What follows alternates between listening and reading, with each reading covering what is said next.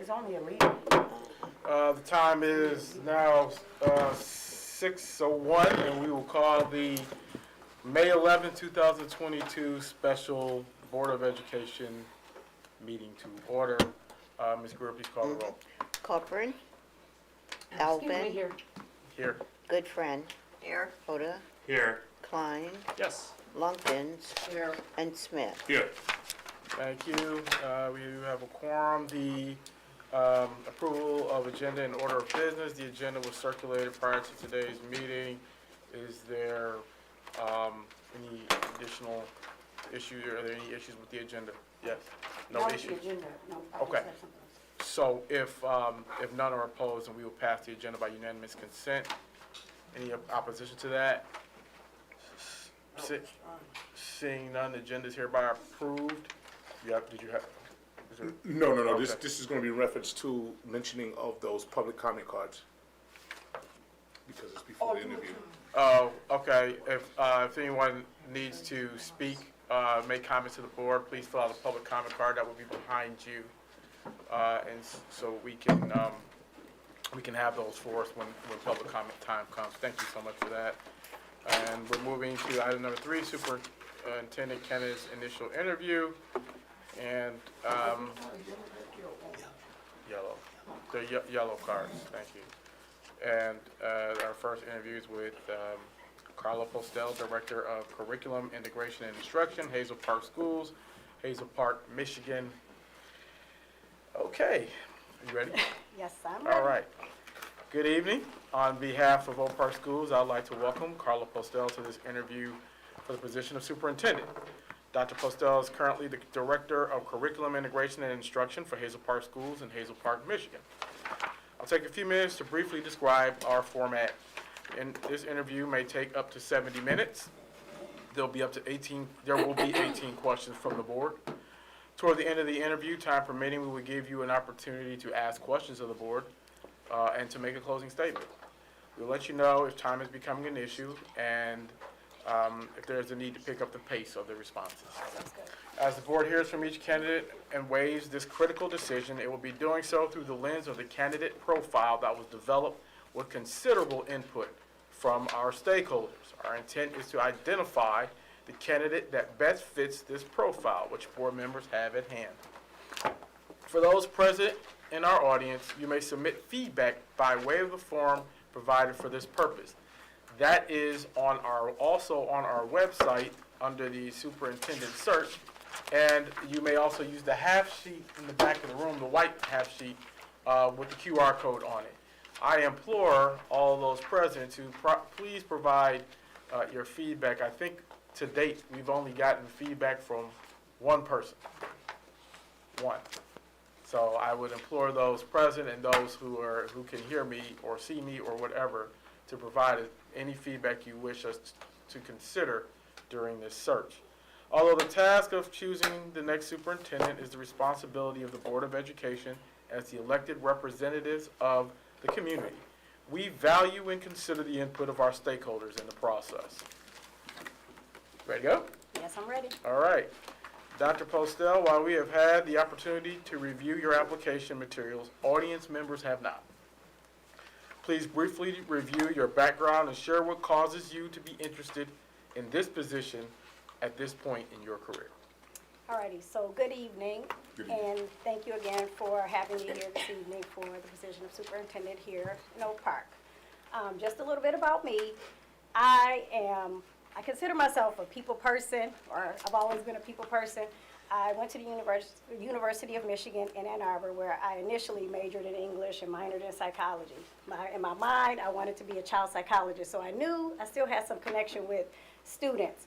Along the way, I had a lot of mentors, and oftentimes they were my professors, like I would tutor their students, or I participated in summer programs, or I worked at camps that said, Carla, I think you should think about teaching and get your teaching certificate. So near the end of my schooling, my last year, I enrolled in the School of Education at the University of Michigan and earned my teaching certificate there as well. So I have my bachelor's in English and psychology and my secondary teaching certificate in English and psychology. Leaving University of Michigan, I started teaching at the middle school level, and then I came here to Oak Park. where I taught high school English for about 8 years. And during my time in Oak Park, I was on the school improvement team. I also was a class sponsor for class of 2003, which, if they're looking, they'll be celebrating 20 years next year. So I was a class sponsor there, and I always like to say, I haven't been keeping up, but we raised the most money during that time. So I don't know if anybody beat our record, but we did raise a lot of money. But anyway, during that time, I had an opportunity, because I went right back to U of M to earn my master's degree, I had an opportunity to participate in the partnership. At the time, the superintendent was Dr. Bailey, and he had a partnership with Western Michigan University where the idea was to build teacher leaders. Well, I'm thankful to him, and I'm thankful to Oak Park, because that's why I sit here today as Dr. Carla, because I was able to participate in that program, and he believed in building teacher leaders. And I was a student in the doctoral program because, as I stated, I was finishing up my master's degree by the time I came here to Oak Park. And so from there, here in Oak Park, I went right next door to Ferndale, where I began my leadership experience. And I was an ELA coach there, where I worked with teachers with testing and curriculum development. And that was the beginning signs of funding cuts with education. And so those positions were eliminated, and I was back into the classroom. But I went to University High as an English teacher, high school English teacher at Ferndale High School, or excuse me, University High School in Ferndale. Leaving Ferndale, I went on to become an assistant principal at Ypsilanti Public Schools, and I say that because it was public schools then, they merged with Willow Run, and now they are community schools. But during that time, because kind of the writing was on the wall, I took advantage of opportunity and went way on the other side of town to Macomb County, where I spent about 4 years as an associate principal at L'Anse Creuse High School North. There I walked into a situation where I was responsible for school improvement, and at the time it was advanced ed, it's no longer that. But that high school was 2,000 people, 200 plus staff, and school improvement was, they were being audited that year. And I'm proud to say still that we were highly rated, and they always say that we were 1% away from perfect. During that audit, I was able to make partnerships to the point that advanced ed, and I'm specifically saying that name because I was selected as a facilitator, so I went around the state and outside the state to do audits for schools as well. Leaving L'Anse Creuse is where I came to Hazel Park. And in Hazel, and I guess I want to go back a little bit, because in L'Anse Creuse, that was a different situation. It was a great experience and learning experience, because during that time, I was the only African-American administrator in the building. And there was a stress to focus on closing the achievement gap with their students of color, African-American in particular. And so we, myself, along with some parents, started the African-American Parent Network. And I was able to partner with some of my peers here actually in Oakland County that actually had the parent network and get the African-American Parent Network going in L'Anse Creuse. Because it was, although it was needed, and our focus was to improve student achievement, and we really wanted to dig into why those students of color weren't in the honors classes, weren't in AP courses, looking at discipline. Because of that, it was controversial, and it probably still would be today. So we ended up having to change the name, and you can Google it if you choose to, because it was a big thing, but it was a positive thing, because from that, we were able to have after-school tutoring, and it spilled over to the middle school, and the middle school had a mentoring program, so it was a great thing that we were able to blend the communities there in L'Anse Creuse. And that's when I made my trek back on this side of town here in Oakland County, and where I am now in Hazel Park. I started off as the high school principal, and that too was an experience that I am thankful for as well. And I say that because it was also another experience where I was the first female principal, the first African-American administrator in Hazel Park. And it was a huge shift that year that I started. And culturally, the responsibility was to improve the culture, improve the morale. And so that was what the main focus was on. After a year, my position that it is currently opened up. And I have a passion for curriculum development, I've always had that because I taught too at U of M, and I work with new teachers or up and coming teachers. So I took advantage of opportunity, and since then I've been in this position for now 6 years as the Director of Curriculum Integration and Instruction. Long title, and it is lots of responsibilities. I oversee teacher professional development, curriculum development. I am the Career Focus and Education Director, the Diversity, Equity, and Inclusion Leader. I oversee McKinney-Vento, and a plethora of other things, but those are some of the main things that are my responsibilities right now. What and why I'm interested in this position is because Oak Park has always been near and dear to me because it gave me my start as a high school teacher. I started here. And I wouldn't even be Dr. Carla, as I said before, had we, and I say that because I used to be here, but had Oak Park and the vision of the superintendent at that time not believed in the teachers to want to grow that program. And so I see the changes as I go down 9 Mile home, that are coming, the figures that are on 9 Mile and Coolidge. And I would just love to come back to serve and be a part of the journey that Oak Park is on.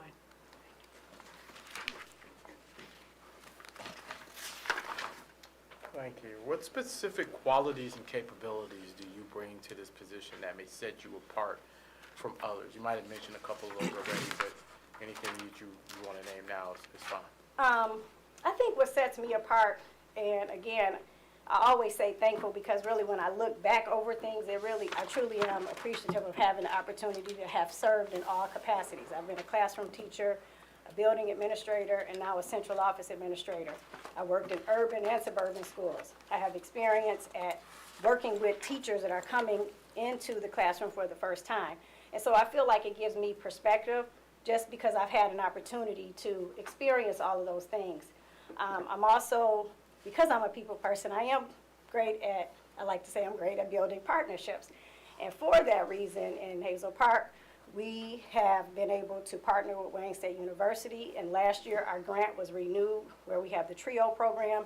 And for those of you that don't know, it's a grant that follows a cohort of students from their freshman year throughout high school. And it was renewed, and so we have it again this year. And then we have Gear Up that I was able to get a couple of years ago. And it follows the 8th graders. They were 8th graders last year. This year they'll be going into 9th grade. And from that, we have been able to kind of push that college-going culture and provide students with like hands-on experiences, in particular summer school, because we were losing kids participating in summer school at the middle school. Well, we have a junior high, and so they were able to help with that. So I think those things and my partnerships, and again, I feel like I'm a people person. I'm upfront, I'm direct, and I think those are all great things that would set me apart from anyone else. All right. So I'm going to ask you a couple questions about district relations. You can take a moment. Okay. So maintaining healthy relationships with school and community stakeholders is important to the Board of Education, and you started to talk about this in your last answer. Can you please share with us how you have gone about building and maintaining successful relationships with all members of the school community? So I believe that I've maintained successful relationships because I believe in being transparent, upfront, and having open, honest communication. Those are key to maintaining healthy, good relationships. Any staff that I work with now or in the past will tell you that you would never have to figure out where I'm coming from or what my thoughts are, and I expect that from them because I want to create an environment where people feel comfortable, but at the same time you know where and what I'm thinking as well.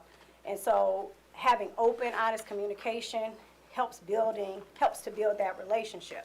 I have an open door policy, so staff know that they can come and talk to me at any time and share their thoughts and concerns, and I'll give my honest, open opinions back. And for that, I know that has moved me forward successfully. I also communicate in a way weekly by sharing weekly newsletters with the staff, the administrators, and I do a bi-weekly update or board update for the Board of Education. I also know that two-way communication for me is important. That has worked where you're communicating with the parents and the students. So surveys and hearing their voice and then acting on what the survey results say. And for example, right now,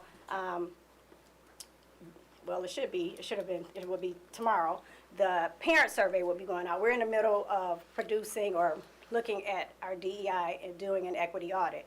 And so the staff and the administrators have received the survey. So now we're at the point where we're going to be sending out the survey to parents in the community. And then up next will be the teachers, or excuse me, the students to get their feedback. So that's another way, is two-way communication. I also make sure that I am sending out information and open at any time for any staff to share their thoughts and opinions. How do we create a district-wide culture of continuous improvement, planning strategically and aligning our actions to achieve strategic outcomes? So I believe in order to set a district-wide, if I heard you correctly, a district-wide culture and continuous improvement, you need to have high expectations from the very beginning. There should be high expectations for all, staff, students, and our actions should follow up to those expectations. You need to make sure that there are measurable goals, and with those goals that we're monitoring the goals that we set forth. And I also believe that we, in this case it would be the superintendent, if it were me, needs to make sure that I have a process in place and that I've clearly communicated what the focus is for the district. And so that is a way that I believe that there is continuous improvement in the school district. Okay, thank you. I'm going to ask you a question about politics, not your personal politics. As our superintendent, how would you advocate for political action that benefits our district and public education throughout our state? How would I, How would you advocate for political action that benefits our district and public education throughout our state? I would advocate for political action and public education by being a member of statewide and national organizations, which I am. That is one way to keep abreast of what's going on. And keeping abreast is keeping up with the legislative laws that are potentially coming down upon us, making sure that I have a voice. And it's important for me to use that voice. I know in Oakland schools, we have a lobbyist, and that lobbyist comes to our monthly meetings. Right, in the role that I have now as curriculum director, we meet once a month, and the lobbyist comes and shares with us the legislative laws and updates. I know that that person also meets with the superintendent, and they get the voice from the superintendents here in Oakland County. So making sure I have my voice heard during those meetings with the superintendent. I also think it's important we in this room, we as educators, parents, community members, we need to also speak positively and share the great things that are going on in public education. I mean, we play a role in making sure we shut down the negative noise. And so I would be an encourager of positivity and looking, even if there may be, a bump in the road, what is another way that we could turn that bump around to something positive? Thank you. You're welcome. Superintendents are often faced with the challenge of making decisions when there is no clear right answer and members of the community are split on the right path forward. Please talk about a time when you were faced with a difficult decision where you knew that there would be a group of people unhappy with your decision, whichever way you decided. How did you go about making that decision and getting people on board with the direction you determined was best? Okay, that's oftentimes those happen often. So let me think of what I would like to share with you. I wish talk about a time where it was a difficult decision where everyone wasn't necessarily on the same page, but a decision needed to be made. And it was from the standpoint of when I first moved into this position in Hazel Park. And when I came to Hazel Park at the high school, there was no common curriculum or common assessments. And when I say that, that's not to say that in room A, they weren't doing something great in room B, but we could be in the same content, but doing our own thing. So it was nothing common in no way that you could always follow what was going on. So there was a need to develop curriculum.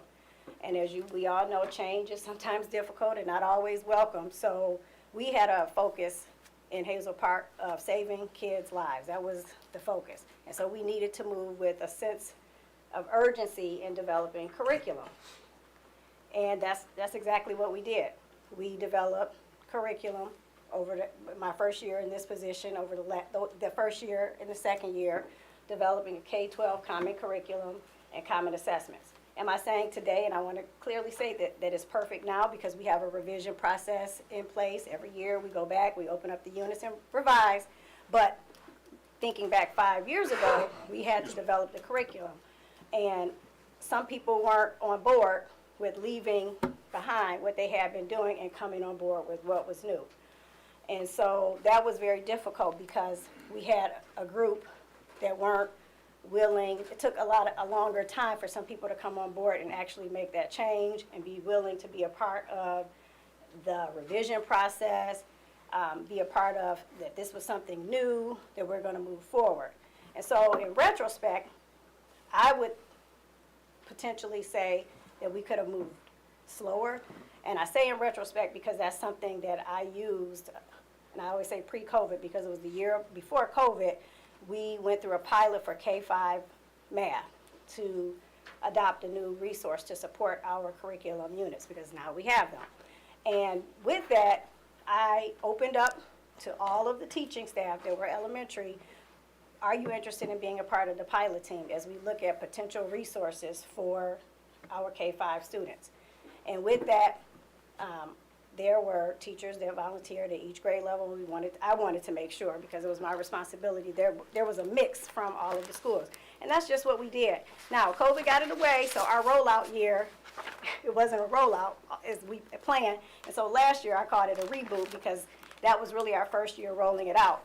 But it was that collaboration that I learned from the first time around that took place as we rolled out and researched several different resources to come down to the one that we're using now where we are having success with investigations, by the way, with our K-5 math. And so that was a difficult, it was not welcomed when I initially focused on writing and developing new curriculum K-12, but it was something that was needed because we needed to make sure that we had the proper tools in place for our students, that everyone was on the same page, that we were actually able to assess our students. If I'm doing one thing and you're doing something else, we aren't looking at the same thing.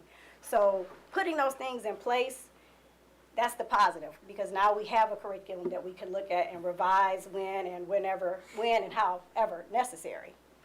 The negative may have been just moving it too fast, but as I stated, we've moved past that and that was not the case as we rolled out, researched our current K-5 math curriculum. Thank you. You're welcome. Okay. Dr. Postel, let's discuss leadership attributes. Okay. What is the most difficult decision you have had to deal with in your educational career and how was it resolved? I would say the most difficult decision, and this is always difficult for me, is dealing with a student that you're expelling. Expulsion is difficult because in my mind, and I always say this when we have the disciplinary hearings, which I've experienced them recently. So I always think, is the action so egregious that this student should be removed from his or her education for 180 days? So that's how I try to look, at the situation. And so that is why expulsion is a difficult decision for me. Of course, I know the laws in Michigan, and there's some things that it doesn't matter. It leads to expulsion. But when I have that frame in mind, that is what helps me make that decision, but that is a difficult decision. And I had an experience in a former school, and unfortunately, it was a very unfortunate situation because it was a graduating senior that made a very poor choice. They know this now, that involved the law. And it impacted, although they graduated because they earned that degree, but the scholarship that they had was jeopardized because of the decision that they made. And so they were a graduate, but now they faced other obligations because of their age and because of the decision that they made. So it was difficult. That was a difficult situation, a decision to be a part of. Okay.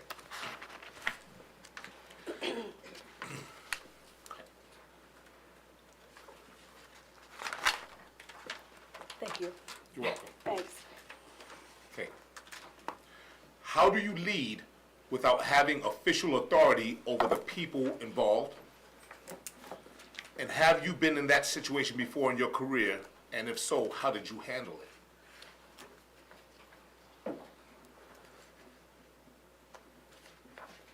I'm actually in that situation currently where I am responsible for leading, where I am not directly having authority over a group of people. And I say that because currently in my position, I am responsible for, or I coach or oversee, I don't always like to use that word, but the principals. And so my job is to support the principals, who in turn is to support the teachers.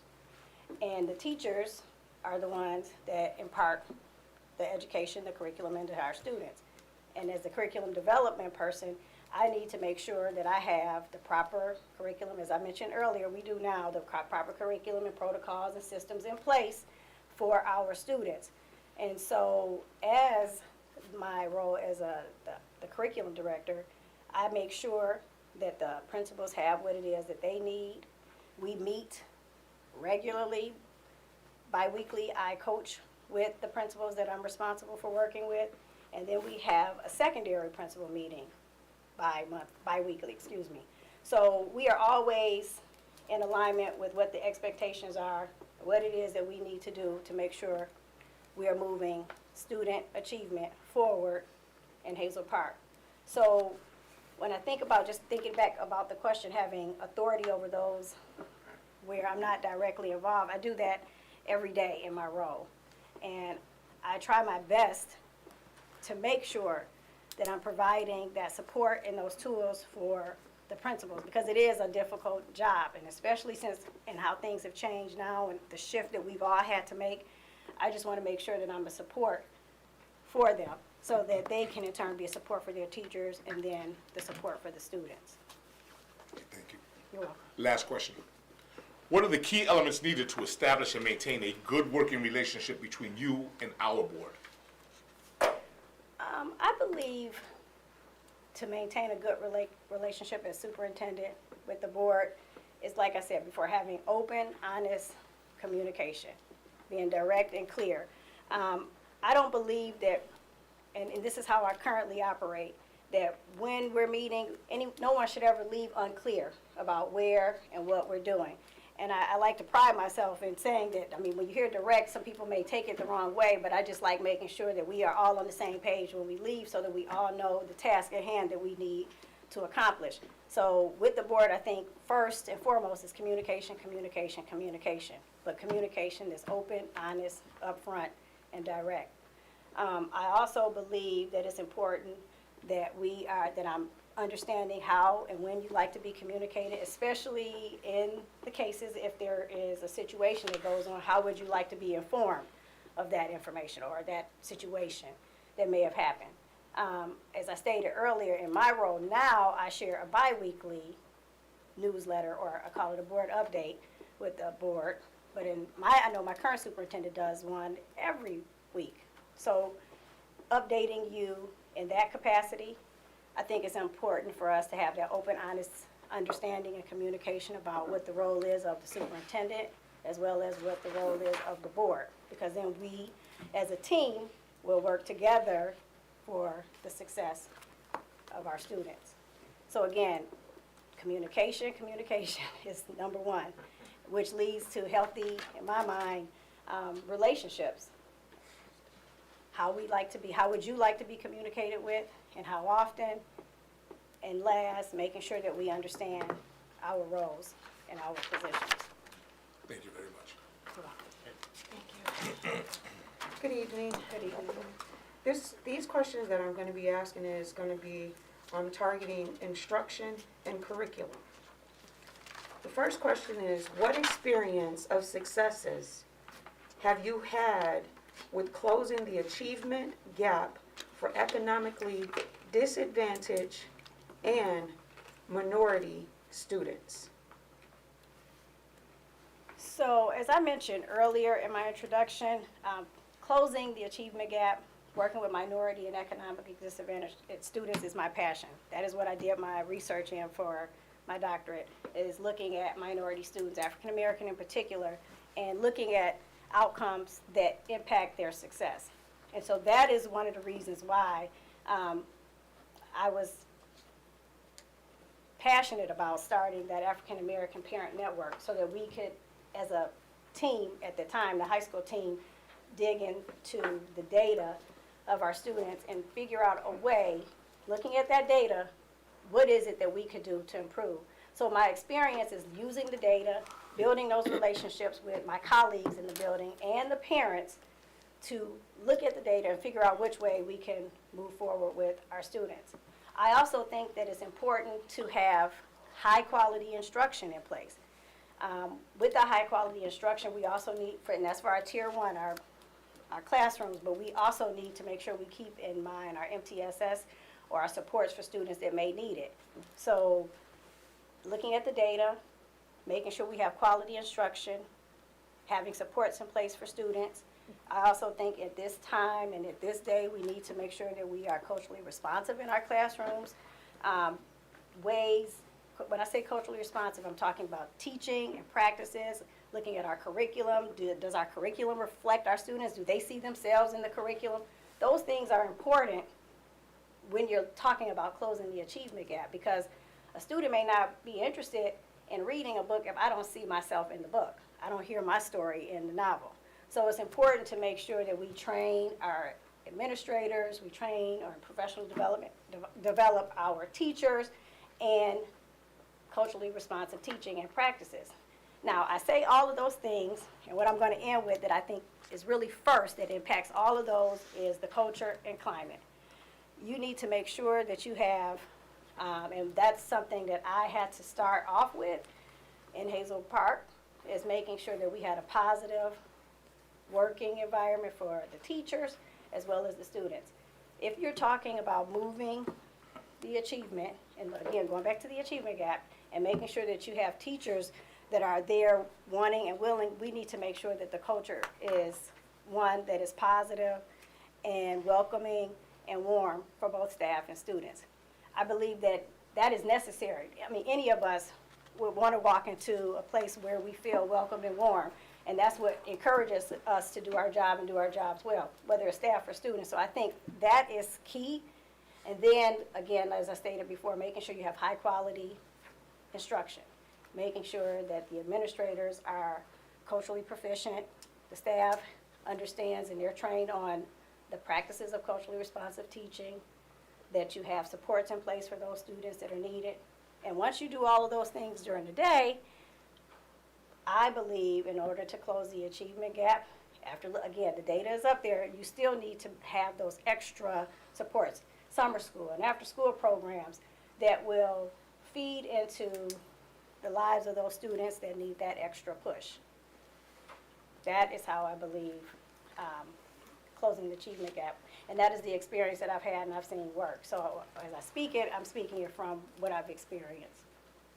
Thank you. The next question is, what is the biggest risk you have taken to do what's right for children?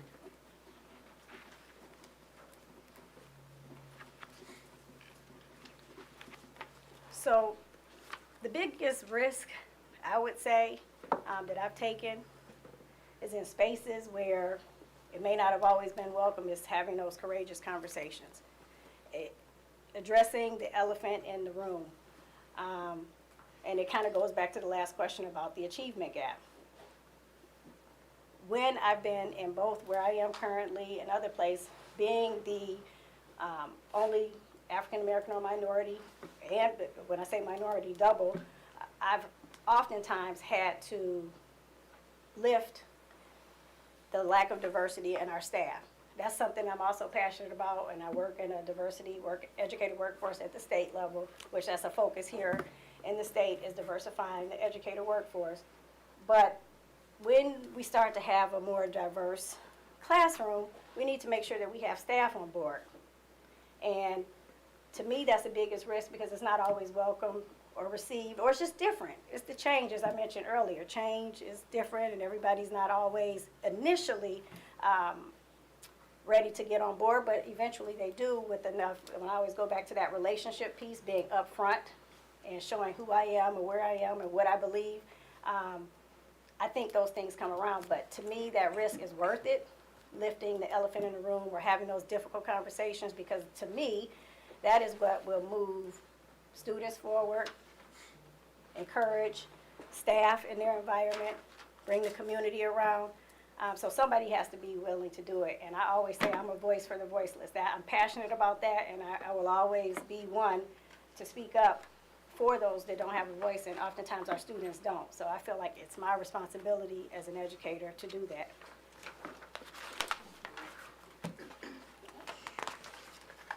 The last question that I have would be, how would you meet the needs of college?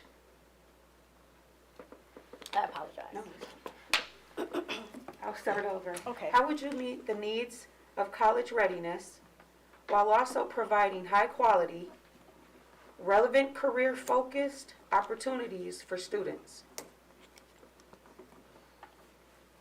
So, as I mentioned earlier, with many things that I'm responsible for, I am the career-focused education director in my current role. So, I love career-focused education. I have become, I like to say, guru in that area, but I believe that a way to make sure you have college and career readiness is having that high-quality instruction, having those college prep courses, programs, students that are still able to be dual enrolled, honors and AP courses.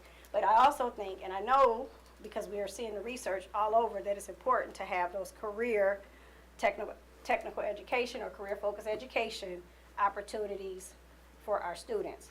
So I would roll something like that because I can say that when I came to Hazel Park, we had one CTE, MDE approved course. Since then, it's grown by 85, a little less than 90%, because this year, this current school year that we're in, I was able to bring welding, which is we repurposed the lab in Hazel Park that had been there. They had machines, an auto shop, they have a lot of things that haven't been used, but we were able to repurpose the metal shop, and we have a welder. And the welding class was someone that came from industry. So when I say industry, it's someone that was already welding, and I was able to work with him with some of the laws that have changed here in the state to get him certified to be the welding teacher. And the kids love it. It's so much that we have extra sections that need to be filled for next year. So it's like we almost need another welding teacher. Next year, the goal is to have machines, because I have someone that's interested, that's leaving their career as a machine, but interested in coming into the K-12 arena to be the machines teacher, because we have that capacity in Hazel Park.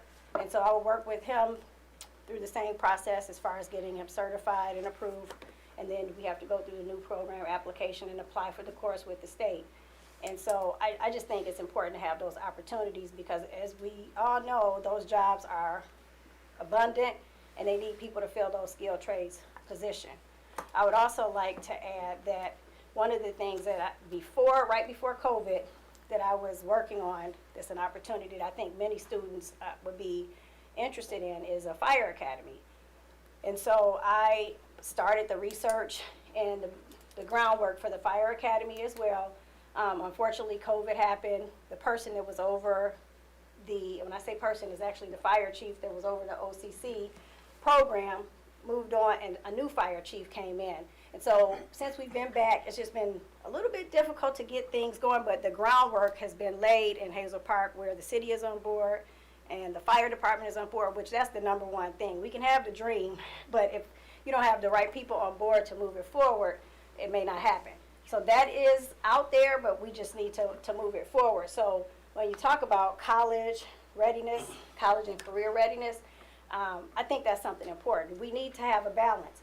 And when I say a balance, that could be a student that's in an AP course and they're taking, a medical course or becoming an EMT because maybe they want to go to school to become a doctor. It's just having those opportunities for students, utilizing your community to find out who has interest, who would like to be involved, because maybe, as I said earlier, if we speak positively about public education, perhaps they may want to come in and serve in that capacity in one of our career-focused education courses. So that's a passion for mine. I've grown that interest over the last 6 years that I've been in this role. And we have students that have been in DECA, that have gone to states. And again, when I started, it was one class. There was no programs, no after school, no nothing. But there's things in place for students now. So that is how I would use that model, what I've just shared with you now that I currently do, to make sure that there is a college career readiness plan here in Oak Park. Thank you.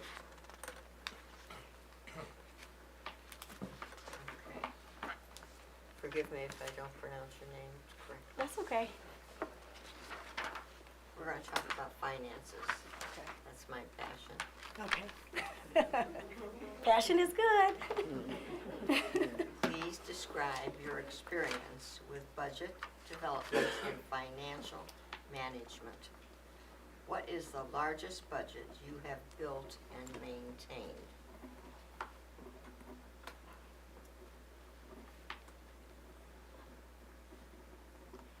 So my experience with budget development and financial management, where I am current, and I'll start here in Hazel Park and go back a little bit, and I'm appreciative of this. In Hazel Park, we have a collaborative budgeting system. So we use a zero-based budget, but when I say collaborative, as a cabinet, we work together in developing what is necessary for our $49 million budget. And we use MASBO's defined schedule and timeline of making sure that we have the information that needs to be presented to the board, which we do like in November, and it just happened last month. And so having a defined schedule in place and making sure that you've talked to all the stakeholders about what is necessary and what is needed. And it's so to the point that in March, it was March, we began to talk to the principals about their needs and their potential staffing so that we could make sure that we have a solid budget in place to present to the board. And so with that defined schedule, it mostly falls on, and I don't want to say fall, but the business office is the main contact, but I think it's important that that business office is in constant communication with the superintendent, who's then in constant communication with the board about where we are, why we are where we are, and what it is that we need. And so with the zero-based budgeting, you're looking at what is it that you need and what are you going to spend it on. And so as I stated, there's a $49 million budget, and I like, because we all have to play a part. I remember when I came to Hazel Park, we were $8 million in deficit, and we're not anymore. And so the process of being collaborative is proof that that works, because with that no longer being in deficit, we were able to reward, and I like to say reward, our teachers $6.2 million back in their steps and not impact the budget. We also now are in a place where we have 3-year budgets. There's one for curriculum, one for technology, one for building and grounds, and then the business office. Now, I say this, not saying that it was like 5 years ago, but we've come to this place when you have systems in place, when you have open, honest, and communication, you get to this point where we now have that $3 million, or excuse me, we now have that 3-year budget plan for each of those areas.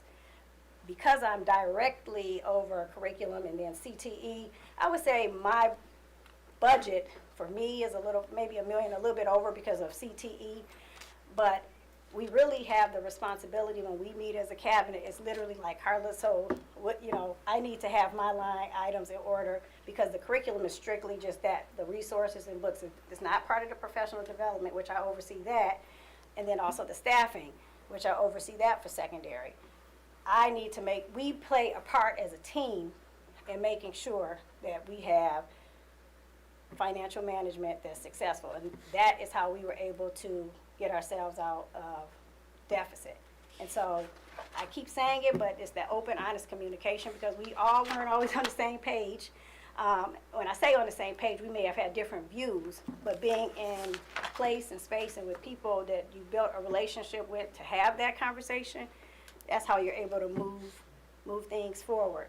And when I first got there with that $8 million deficit, we had meetings with the community and with the separate ones, like with the community, with the board. We did one with administrators and teachers where we looked at everything that was in place, and we talked about what areas could we potentially cut so that we could make the mark that we needed every year in order to be 5 years down the line, which is now out of deficit. And again, that was a difficult conversations. It's changed, so it's not always welcome, but it was necessary. And again, because I've participated in that, I know that it works. And so having that collaborative budgeting, following the guidelines of MASBO with having a defined schedule, sticking to that schedule, having the voices of the principals early on in the process as far as what their needs are and staffing, that is how budgets should be developed and how you manage the budget. And one last thing, and I'll be quiet. I can even think back to when we first came, and I mean, if you don't have relationships and you don't talk to people, each building was like ordering, I mean, you may think it's like a pen. You may have ordered so many for your building, you may have ordered from Office Max, but if we all communicated, which we ended up doing, and we all need this, we were able to order in bulk, which was able to save some money. Now, that's a change because again, people like to have, I want to order the pens for my building, but we have to come together to make that decision because that actually was a savings for us. So it's having those difficult conversations, but the communication piece is key. Thank you. You're welcome. Next question is, how would you ensure we maintain a balanced budget that aligns the spending with our priorities?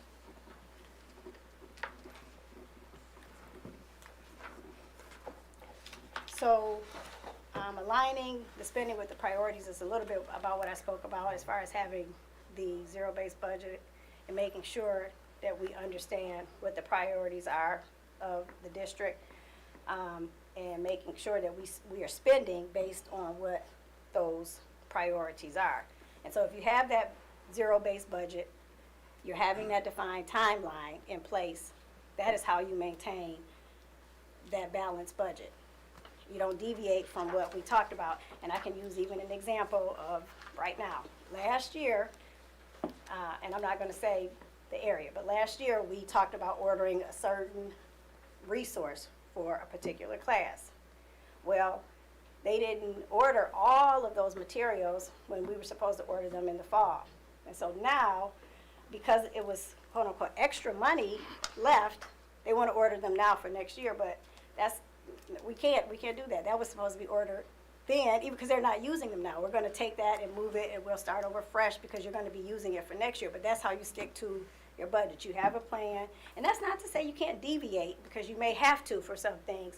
But when you don't follow what we all agreed to in the beginning, that's how you don't have that balanced budget. And so, as I said in this question and the last two questions, that zero-based budgeting and communication is what leads you to the success with the budget. Thank you. The last question is, what opportunities do you believe budget limitations present?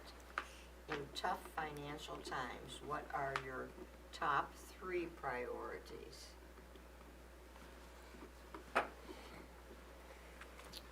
So with budget limitations, that's also, again, difficult discussion. Difficult choices have to be made, or tough choices have to be made. I would say that the top 3 priorities, to me, first would require, one, coming into this position as superintendent, looking at the programs and the initiatives and the partnerships, things that you already have in place, and determine what is working well and what maybe not so well. After going through that discussion and understanding, it would, in my mind, I've seen your strategic plan. I know that those are goals that you already have set. So the top 3 priorities, looking and using that strategic plan, the first, to me, which I mentioned earlier, is about that learning environment and culture. So the top 3 priority would be digging into making sure I'm looking at the learning environment and culture. And so in relationship to the budget, that may mean professional development. For example, in my current role, over the last couple of years, I've had Dr. J. Marks come in for culturally proficient leadership with our leaders, although there's no cost for him with Oakland schools, but using that as an example that there may be professional development that will impact the budget, or other things that we may need to do in our schools, that's a finance, in order to make sure that we have a learning environment and culture where people feel safe physically and emotionally. And I think that's key. And when I say people, it's staff and students. They need to feel like I'm coming to a place where I'm safe emotionally and I'm safe physically. The next thing I remember from your strategic plan that I believe would be a priority is academic achievement. And again, the learning environment is key to academic achievement. And so academic achievement would be the second, and not necessarily in any order, but the second priority, digging into the data, making sure that we have curriculum in place that addresses the needs of our students, that we have the resources, that professional development is available to our teachers, that there are extension programs available for our students. And then number 3 is the communication piece, which that's huge for me. It's communication and community engagement. Was your strategic plan? I believe it was titled in such a way, but for me it's just having the community involved and being a communicator, having great communication. Those would be the top 3 priorities: making sure the culture is in place, focusing on academic achievement, and making sure that communication and culture is a focus. Thank you very much. Thank you. Hey, Mrs. Hill, how are you? Oh, hi, how are you? I'm doing good. We're going to be talking about staff and personnel. Okay? First question is, how would you interact with the other administrations in our district? How would you strike a balance between giving them the support and autonomy that they need to lead effectively while holding them accountable for appropriate and necessary? So how would I strike a balance between, can you repeat the question? I just want to make sure I heard it properly. It says, how would you interact with the other administrators in our district? How would you strike a balance between giving them the support and autonomy they need to lead effectively while holding them accountable and appropriate and necessary? So, speaking from experience, so when I share my answers from experience, what I currently do now, so I would do this and more, I believe it's important to, when you're working with staff, to, as I stated several times, is that communication piece. Having excellent communication, stating the expectation, making sure that there are systems and processes in place. That right there is how the relationship with the administrators is built. Open, honest communication, sharing my, as if superintendent, expectations, but having expectations, it would be my responsibility to have systems in place and that administrators are aware of, things that are in place in regards to how they need to meet those expectations. And as I stated before, because I like communication, I like being upfront and direct, I think that is what gets people to understanding, you know, what the expectations are, and then feeling comfortable if they come to a point where maybe that expectation, they're having difficulty getting over the hump with that expectation. So the communication, having expectations set and clear, and having systems in place so that they are, when I say they, the administrators are aware of what it is that they need to meet. Okay. Please describe your most successful experience in building a high-performing work team? So building a high-performing work team, my best experience, I'll talk about my current work team with the secondary principals. I believe that we built a high-performing work team as a secondary leadership team. And I say that because the number one, and I keep going back to this, we have open, honest communication. We all may not agree with what the initial task may be or topic may be at hand, but when we leave our meetings, we have a common understanding of how we're going to move forward as a unit. So I think it's important to have open, honest communication. I think it's also important to build a high-performing work team, which I believe the team I work with now is lifting the expertise in the room. There's not just one voice. If there's 10 people on our team, of the secondary team, each of us have a role to play. And each of us have expertise that should be shared and, as far as I'm concerned, heard, because they have a role in the success of our secondary team in Hazel Park. So open, honest communication, having the lift of the expertise in the room.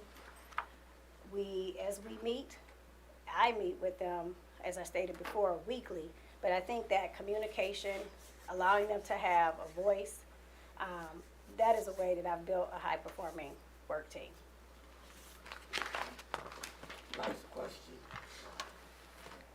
How would you assess and enhance the culture and climate in our district?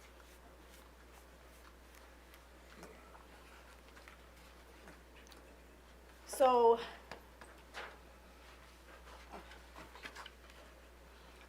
Okay. How would you assess and enhance the culture and climate in our district? So how would I assess the culture and climate in the district? One of the things, and I'll share with you before I leave my 90-day plan, one of the ways that I would assess the culture and climate, as I stated before, I think that's important to move any organization forward. But one of the ways that I would do that is with what I call, and you probably heard before, listening tours. And with those listening tours is speaking with each group or each stakeholder group and talking to the teachers, talking to the administrators, of course you, the Board of Education, the central office staff, community stakeholders, and asking, I always use the 3 questions. What is working well? What do you see as a challenge? And how is it that we can work together to make that improvement? So having that listening tour and making sure that I'm a listener and learning during that listening tour is what I think I would use to assess. And then also looking at the data in regards to attendance data for staff and students, looking at discipline data, looking at academic data.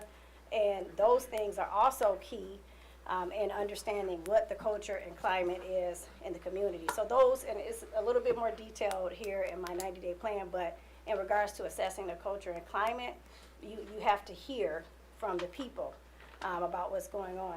And I guess I should say that in that listening and learning, I also like surveys, because sometimes, and in all full transparency, people don't always want to share, especially if there's in a group, but they don't have a problem so much sharing with surveys. So that would be something that's a part of that listening tour, hearing the voice of the people. So that is a way, or the ways that I would assess the culture and climate, if I heard the question correctly, in the community. Thank you very much. You're welcome. I just want to make sure you heard the question right, because there was a second part to that, which includes an enhance. Oh, I So didn't I hear don't know that part. if you want to add something to that. Okay, so as far as enhancing, once getting the data, once hearing from the listening tour, it would be important, it's imperative that you're getting the information and then it needs to be acted upon. So one of the things that I have done in Hazel Park, and I did, and even in Las Cruces, have roundtables. So at the high school, when I was the high school principal, at Hazel Park High School, I instituted parent roundtables. And that is where parents could come, I would have a topic, they could ask questions, and to be quite frank, it was to, address any rumors or the rumor mill. This is the place to get the facts. And I always like to operate based on facts. So having the parent roundtables is something that I started in Hazel Park. When I was the associate principal in Las Cruz, I had student roundtables. So because I was in a different capacity, I work with students, but I work with different student groups. So enhancing the climate and culture, I would need to have those listening tours, looking at the data, and then acting upon what information I get from hearing from the community, the school community, and the community at large. So hopefully, if I heard all parts of the question. I think that, I just wanted to make sure you heard that part. I didn't think you. No, I did not. I thought I mentioned it when I said it, mentioned it the first time, but if I didn't, it's okay. No, you said it. I just didn't know if she. I don't Okay, understand. okay, all good. All I right. do understand. We would like to take a few minutes to provide you with an opportunity to ask any questions you might have for the board. If you have any. So I do. I have a question. I would like to know because I noticed one of the questions was actually my top 3 priorities. What would be your top 3 priorities for someone, the superintendent, that would be filling this seat or role?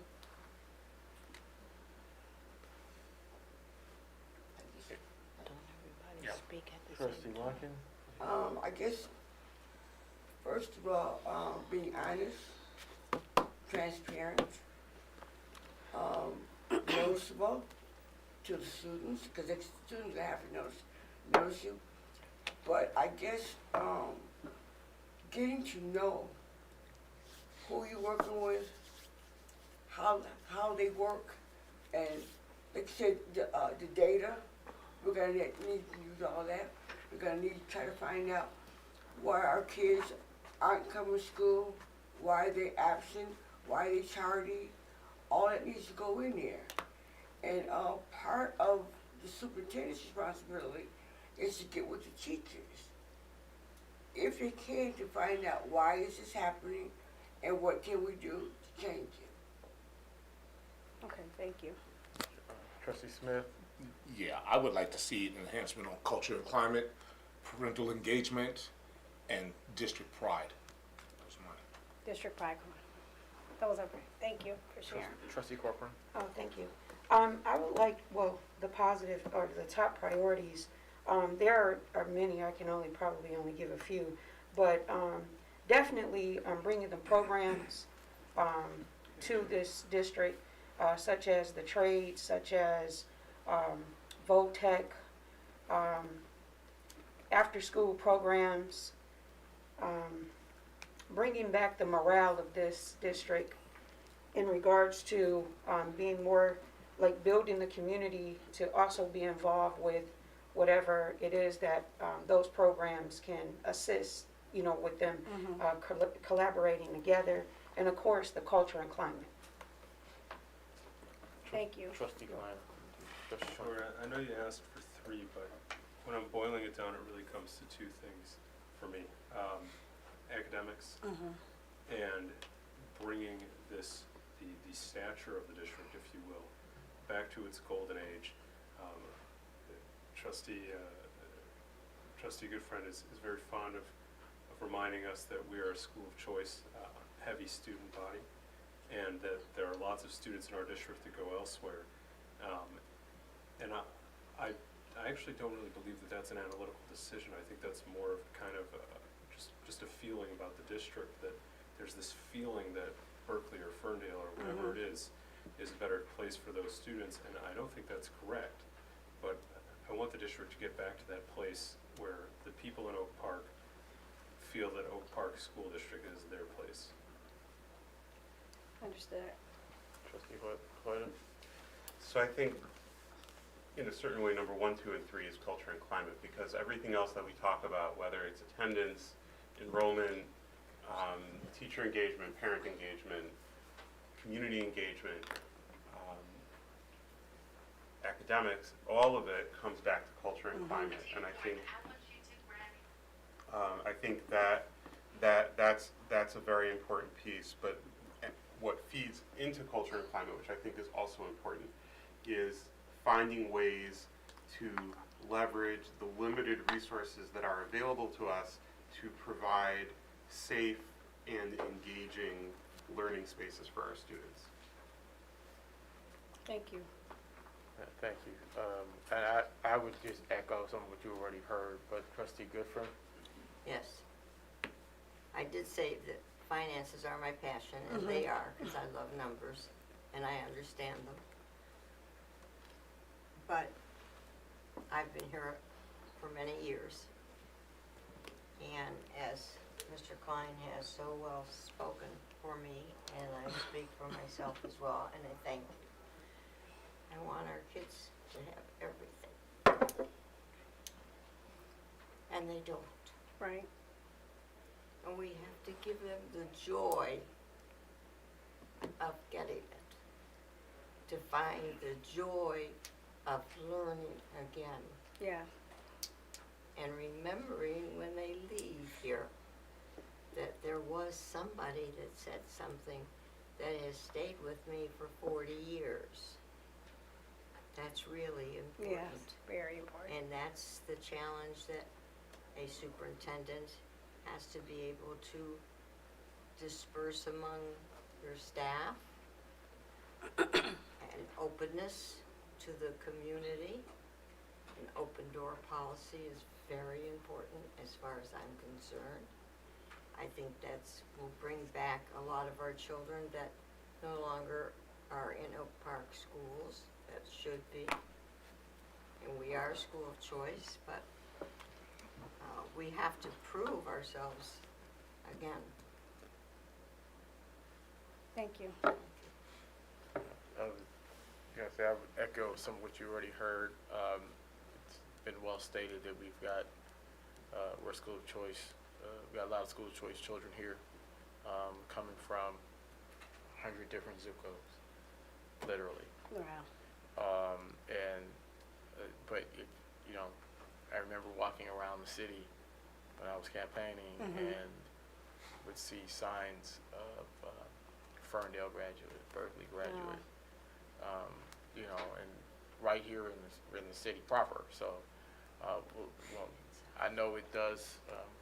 I agree it comes from culture and climate, but I also believe that we have to stop the hemorrhaging of students that we have, and particularly those who live right here in the city. It's just my opinion. Any other questions? No, that was the main question, but, No. no, I just wanted to reiterate, because many of you said the same thing, that I am passionate about the culture and climate. I do truly believe that, and I think you said it, and I've said it throughout this evening, that having that system in place is what impacts everything. The academics, why a student that's over across the street will come here versus going someplace else. And so I think addressing that takes open and honest communication and being direct about it, but still working as a team to make sure that you make the necessary moves. It's difficult, but it's necessary. And so I just wanted to add that piece. And I appreciate all that you've shared, so thank you. All right, we have a little time remaining. Is there anything you would like to add that you haven't already said? As I stated, I'm just thankful and grateful that I've had the opportunity to interview for the superintendent position of Oak Park. As I stated, Oak Park gave me my start as the high school teacher, so it's near and dear to me. I am passionate about student programs, making partnerships, because I like to talk. So I'm out there making partnerships and looking at bringing in those things that could help move students forward. I am big on academic achievement and believing all of my research was based on having high expectations. People do exactly what you think, students in particular. So you need to make sure that you have an environment in place where there are high expectations. So with that being said, thank you for having me this evening. And Thank you. I appreciate it. Well, Dr. Postel, we appreciate your interest in the superintendent position for Oak Park Schools. The board is interviewing 7 candidates this week. We will let you know tomorrow. where you stand in our search process. Thank you for your participation in this first round interview. Thank you for having me. Thank you. She has a 90. Oh, yes. You Yeah, can- I was gonna get, yep. Okay. Thanks, brother.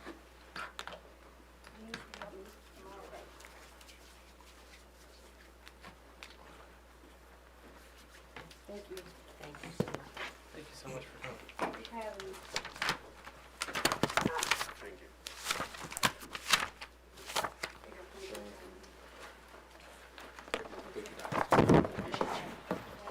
Thank you very much.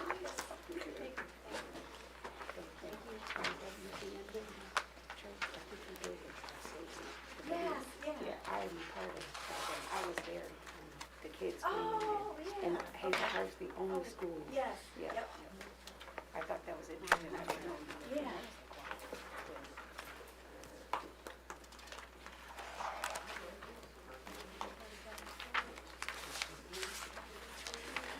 Okay. It was just the carpet, that's it. Maybe I didn't have all the strength. Okay.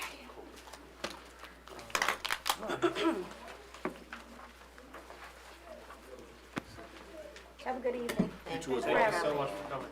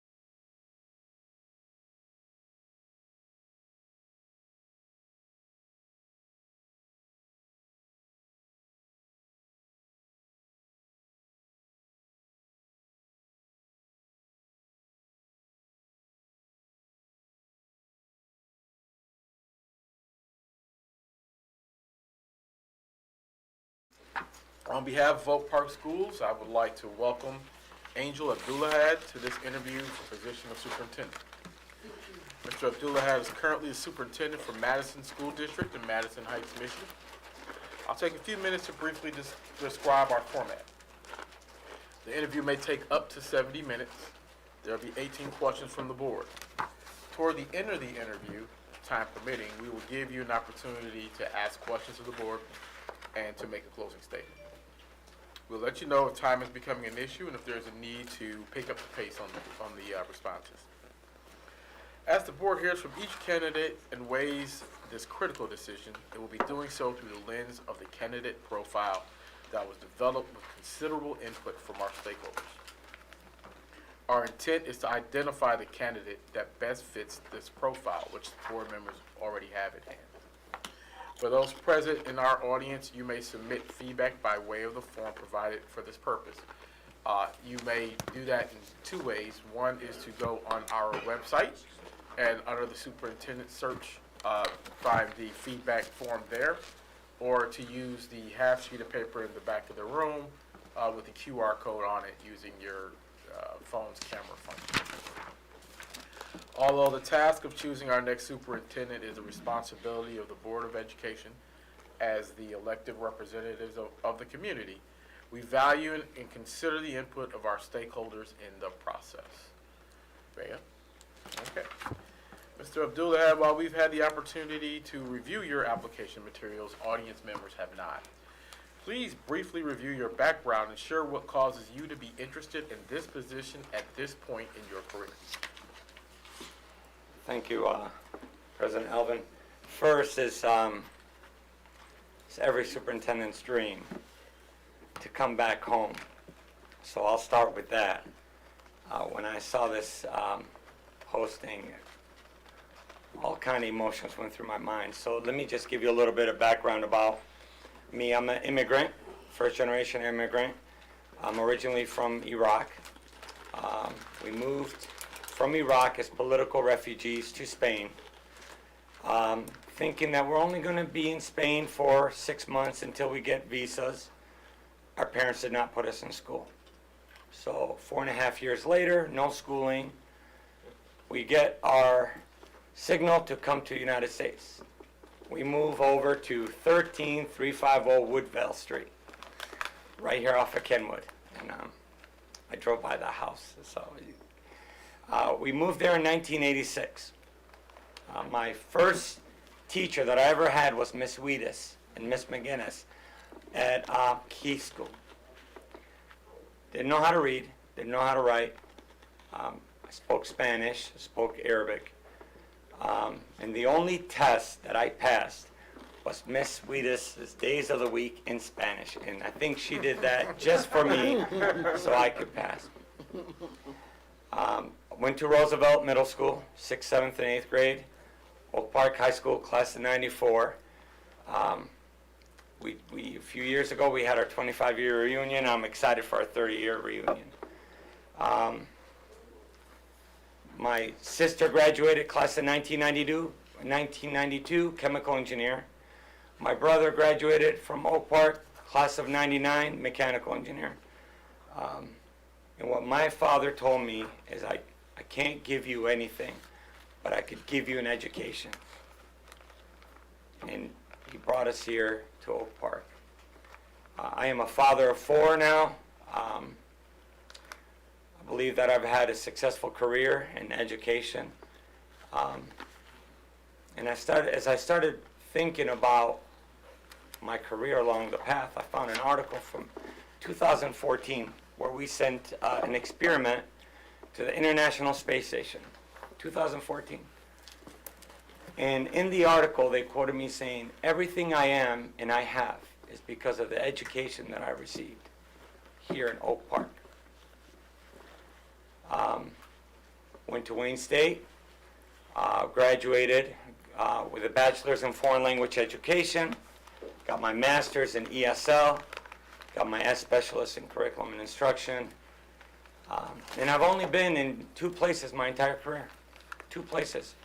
I started out my student teaching in Pontiac. The teacher quit.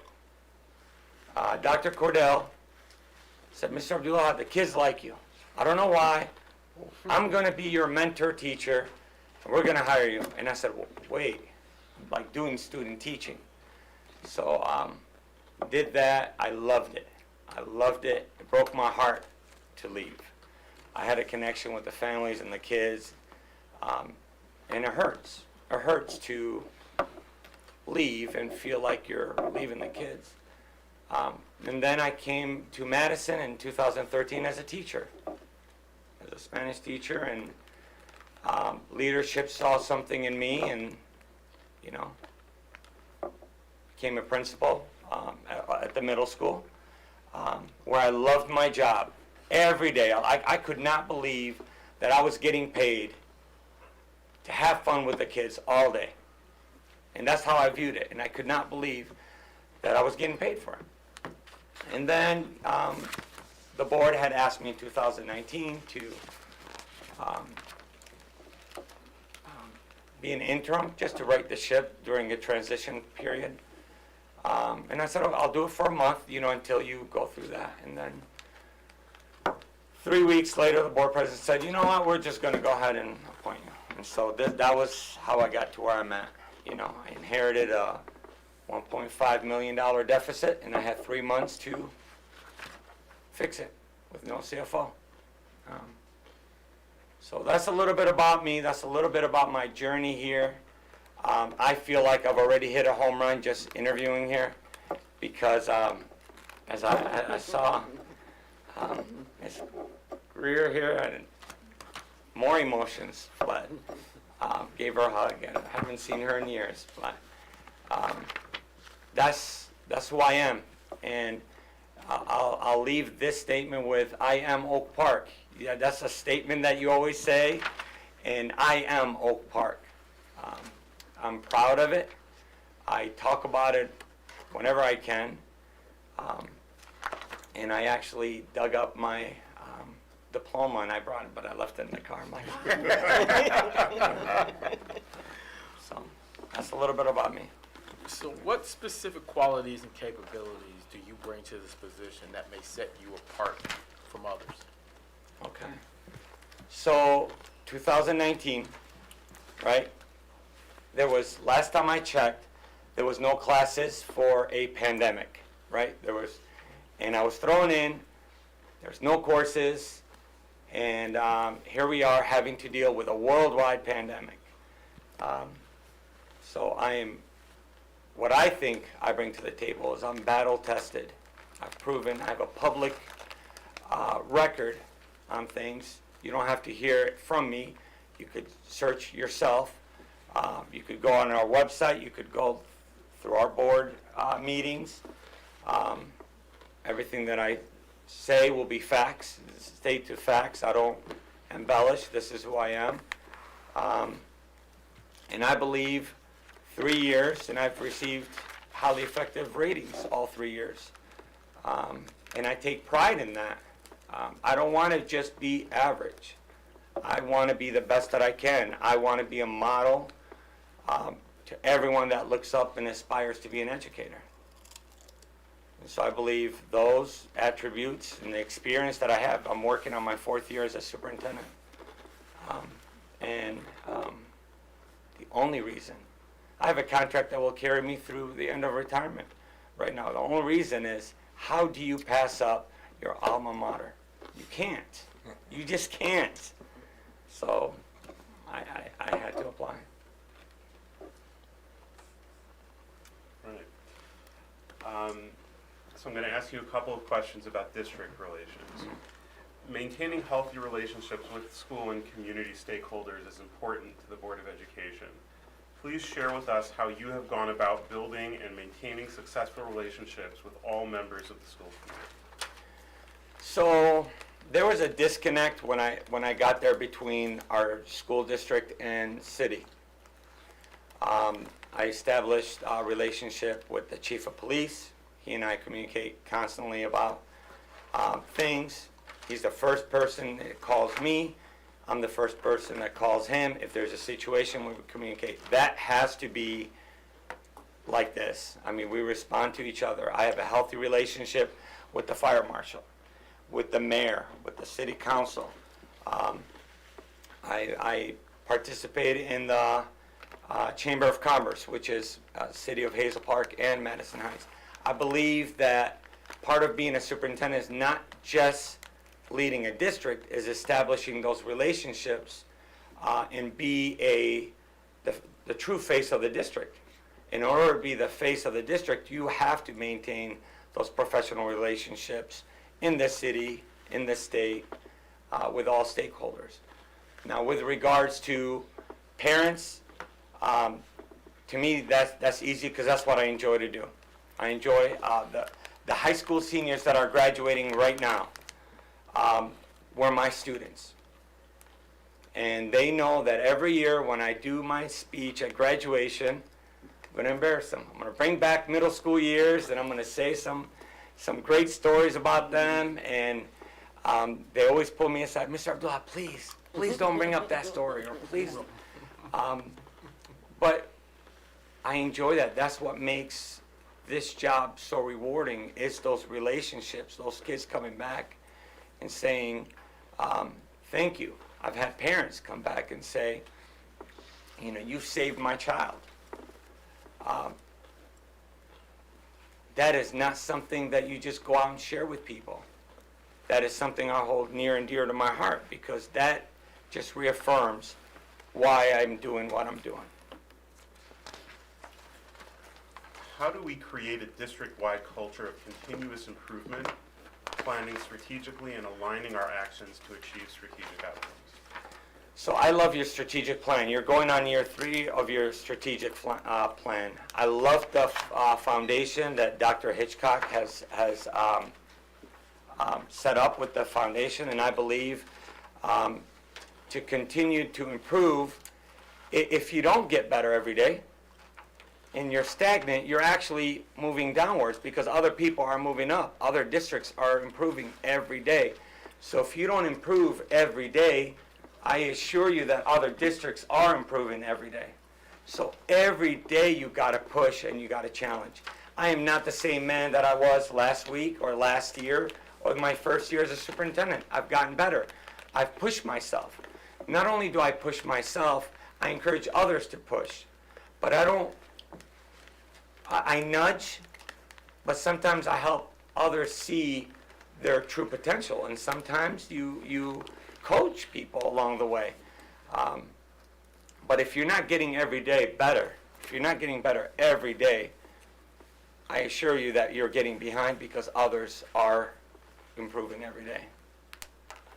Thank you. As our superintendent, Mr. Abdullah. Abdullah? I'm sorry, Mr. Abdullah is Yeah. a person whose name gets constantly mispronounced. Yeah. I apologize. Mr. Abdullah, as our superintendent, how would you advocate for political action that benefits our district and public education throughout our state? Okay, so I'm a member of the K-12 Alliance, which is an advocacy group in the Southeast Michigan.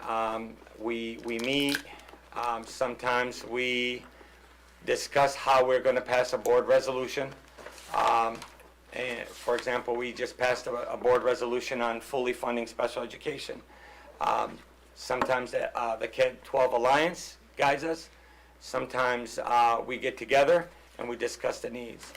But one must understand that every district's needs are different. So what I'm advocating in Madison might be different than if I come to Oak Park. What would I be advocating for Oak Park? Everyone has to be advocating for their district. Did I answer? Can you repeat that one more time? I just want to make sure I answered it. Sure. The question was, as our superintendent, how would you advocate for political action that benefits our district and public education throughout our state? Okay. So we do, I think 2 years ago, we went to the governor's house to discuss our own personal concerns. Personal concerns meaning the district's concerns, not Angel's own concerns. I was invited, there's another one in June with the governor, and that's where you could advocate for things that you're needing. Fully funding special education. I have a emotional tie to social emotional funding, and right now they're trying to strip that with the two that they stripped, and they don't really realize the damage that COVID has done the last 2 years with social emotional supports for our students. Our students have not been in, if you think about your sixth graders, they've not been in school for 2 years. So the last grade they were in with social adaptations was 4th grade. Now we're asking them, come on back and act like nothing happened. And not only that, any little money that we had with social work grants or school counselors, we're going to take that away. And now we're going to ask you to, we're going to create the scholarship program and grow your own. And anyone that knows anything about social emotional growth, social work, you can't grow your own. The people are passionate about what they do. So you can't just pick anybody and say, hey, there's a scholarship, why don't you go into social emotional supports? You either have that desire to help and aid students with their social needs and their emotional needs, or you don't. So I understand what they're trying to do. I disagree with that, and so you can't wait for them to create the law and then react to it. You have to, it's coming, so you're advocating. You're going in there, you're voicing your concern, and what's nice about Oakland County Schools Superintendent's Association that Dr. Hitchcock and I, for 3 years worked together on that. It's 27 of us. And Oakland County is the biggest county in all of Michigan. We have the most students, so our voice carries. So we utilize our voice. We don't just sit there and we wait for the law to be applicable and then for us to react and say, oh, now I'm so mad. If you were mad, then you should have done something about it beforehand. Help with options. You can't just wait for things to happen and then react to them. Thank you. Superintendents are often faced with the challenge of making decisions when there is no clear right answer, and members of the community are split on the right path forward. Please talk about a time when you were faced with a difficult decision where you knew that there would be a group of people unhappy with your decision, whichever way you decided. Specifically, how did you go about making that decision and getting people on board with the direction that you determined was best? I bet you if we, at the same time in 3 seconds, say what it is, I bet you we would all say the same thing, right? COVID, right? And that decision, at any given time, I had 50% of the community mad at me, right? Initially, we decided to go virtual. 50%, I can't believe you're doing that, and how dare you, and you're taking away our rights. And then the mask mandate. And I can't believe you're going to force us to wear a mask. And not. So at any given time, 50% of the people were upset. But if you watch our board meetings from COVID, you won't hear a single complaint or a single uprising about COVID in our board meetings. And I encourage you to go watch them. You might see them upset about other things, but you won't see mandates, masking, none of that. Why? Created a return to learn task force in the beginning. Board members, parents, teachers, the more the merrier. I think at one point I had 40 people. And then when we went live on social media, question answer, we answered all the questions. Then we partnered with the unions, right? We wanted to ensure that there was no issues. So every step of the way, our unions were on board. 0 grievances along that whole pathway with dealing with COVID. 0 grievances. No union complaints about our transition from virtual to part-time, in person, to back to virtual, to full in person, to removing the mask mandate, to making things optional, which is where we are right now. So masks are optional. We value people's rights, but we don't want to impose it on anyone else's. Again, this is Madison specific. So I don't want to just tell you how, but those are decisions that we made. I didn't take them lightly. I made those decisions based on feedback. So we send out feedback. And when feedback is in between, this is why you are the CEO of the district, right? You have to make a decision and then you got to own it. Can't blame anyone else. So I made the decision. The board supported me. They said, we'll support whatever recommendation. I said, this is my recommendation. Supported it. I owned it. And I answered questions. You can't shy away. You can't, point the finger. The finger stops with you. So I owned it. And knock on wood, we've been blessed. We're just coming off, and we're just re-engaging with field trips now and re-engaging with activities and welcoming volunteers back in, and it's been pretty good for us right now. Thank you. Okay, Mr. Abdullah, let's discuss leadership attributes. Yeah. Okay. What is the most difficult decision you have had to deal with in your educational career, and how was it resolved? One more time. That's a hard one. No problem. What is the most difficult decision you have had to deal with in your educational career, and how was it resolved?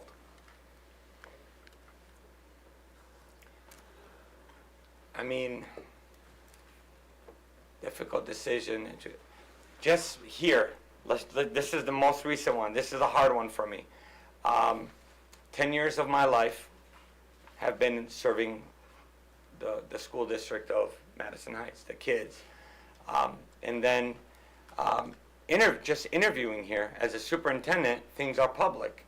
You're interviewing, and it's hard. It's heartbreaking. It's a bittersweet because, one hand you get to come home, and who can pass up that option, an opportunity. At the same time, you've built 10 years of relationships with people, and how do you just forgive? I don't. It's not like they got a piece of my heart. Will always be there. I still have relationships from families in Pontiac. I have students that are in Madison Heights whose parents were my students, right? So I have a couple parents in Madison Heights who they themselves were my students in Pontiac. And now they're here. And it's just weird, that I feel I'm that old that I have parents that, their children are my students now. But everywhere I go, it's a piece of my heart. I'm all in. It's not a job. If I wanted a job, I would do something else. I want to give back. Given where I came from and where I'm at, how do you not? You're obligated. You have to do it. You have to give back. You have to bless other people's lives. That's ultimate success for me. Okay, thank you.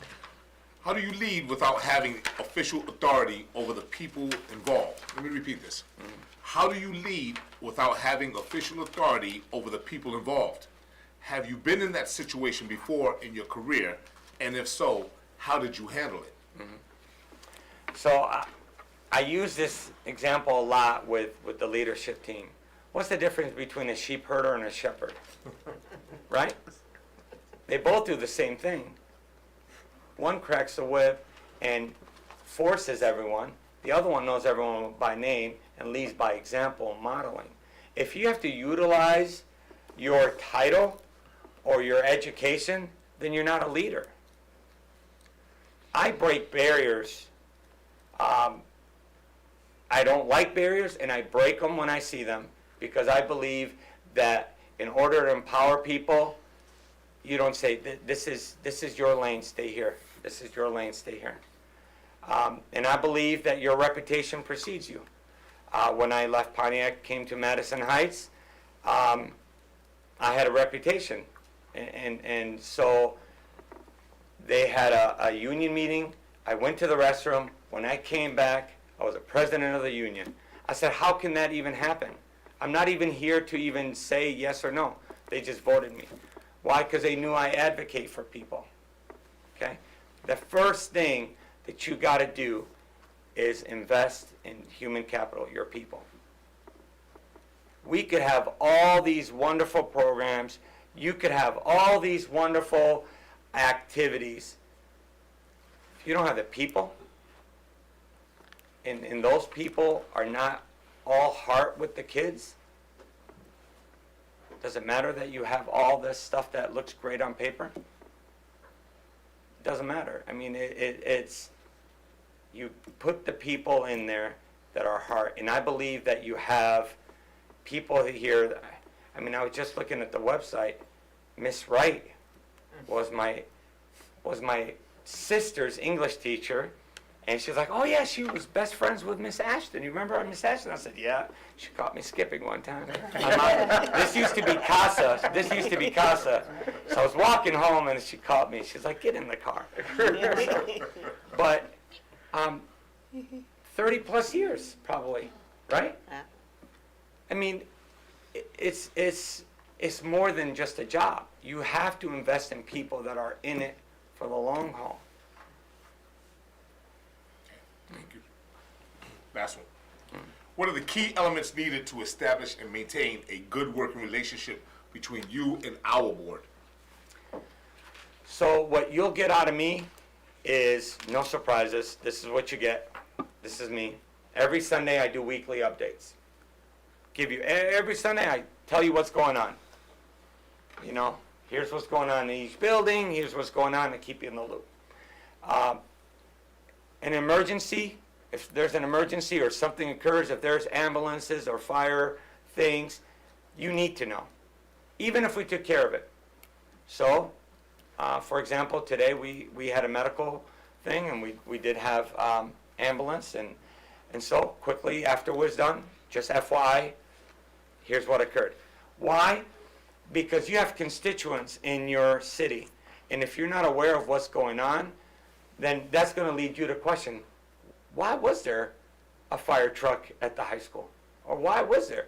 But if you know, oh yeah, I'm aware of it, thank you for letting me know, because you really are, you are there to advocate as well for our kids, with your constituents and with families that you know and serve. And so if I keep you in the loop on those things, then it makes it easier for you to know. And it stops the rumor mill, right? So if I give you a heads up, here's what's going on, and so, well, did you hear this? No, actually, that's not what happened. Then you eliminate it. I expect the same in return. No surprises. You know, if there's some concerns, talk to me. If there's some things that you would like to visit on agenda item, talk to me. We are a team together. It's not a one-man show, and I believe together success exists. If we don't work together, then it might not work. Thank you very much.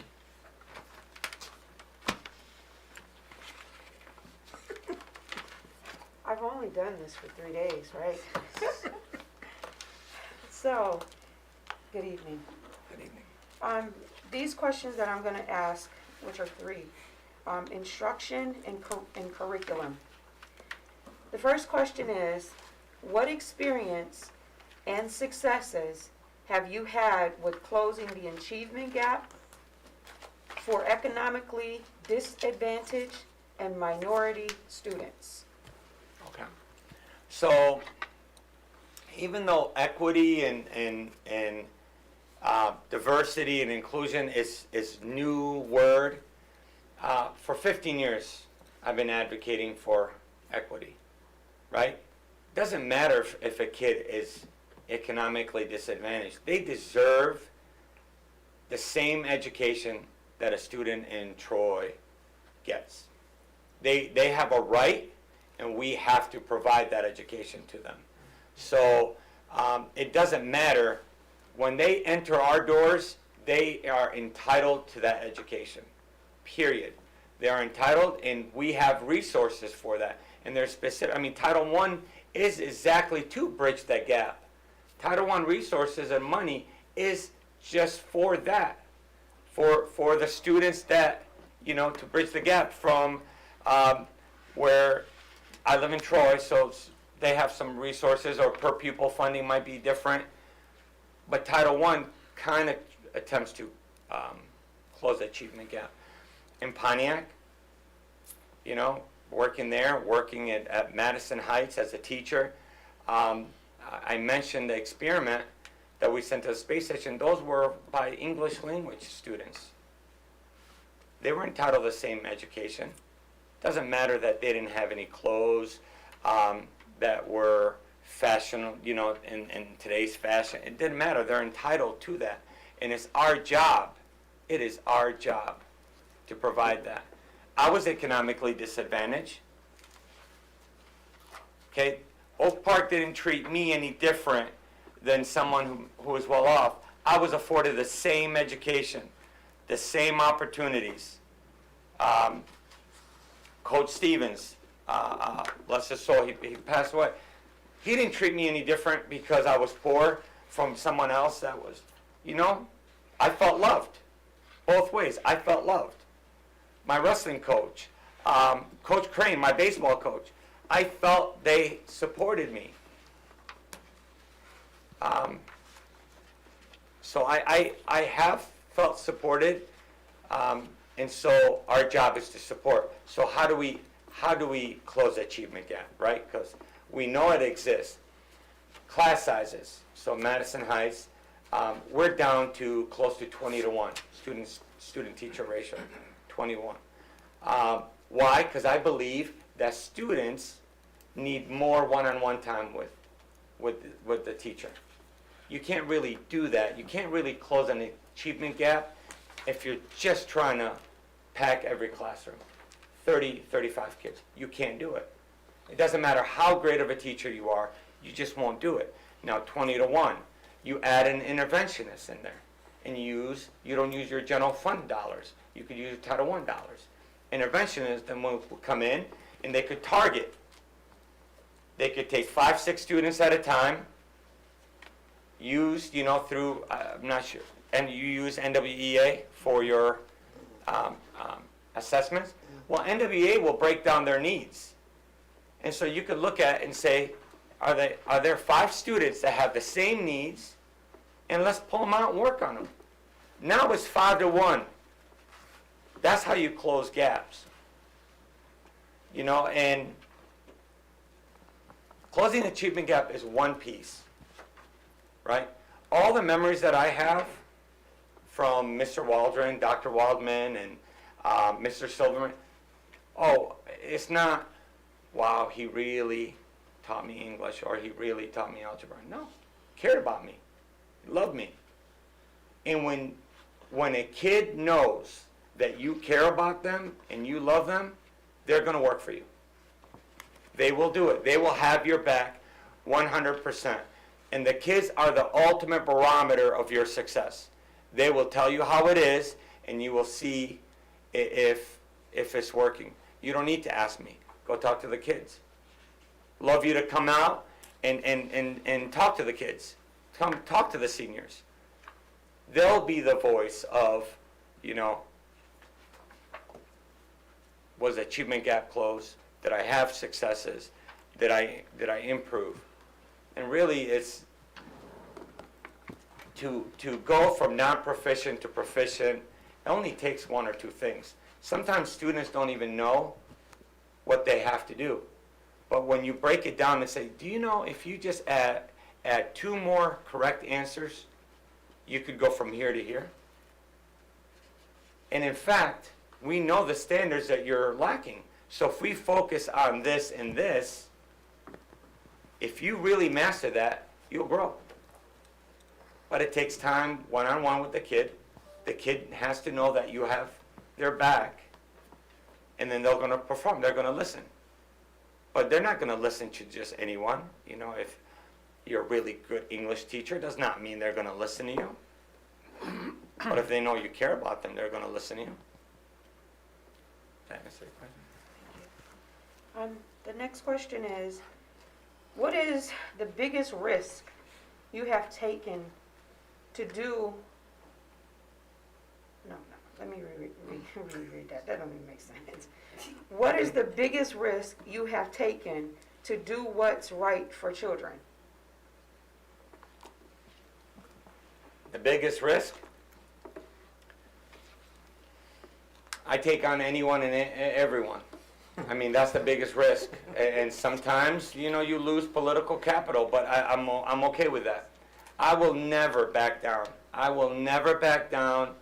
I'm not scared of a battle if I have to advocate for a kid. Period. It doesn't matter who the other person is. I'm not here to win political awards. I'm here to advocate for the kids. So I'll never back down. You will never see me take a back seat to, I'm not going to say I'm going to fight you, but I'm saying I will never take a back seat to anyone when it comes to advocating for the kids.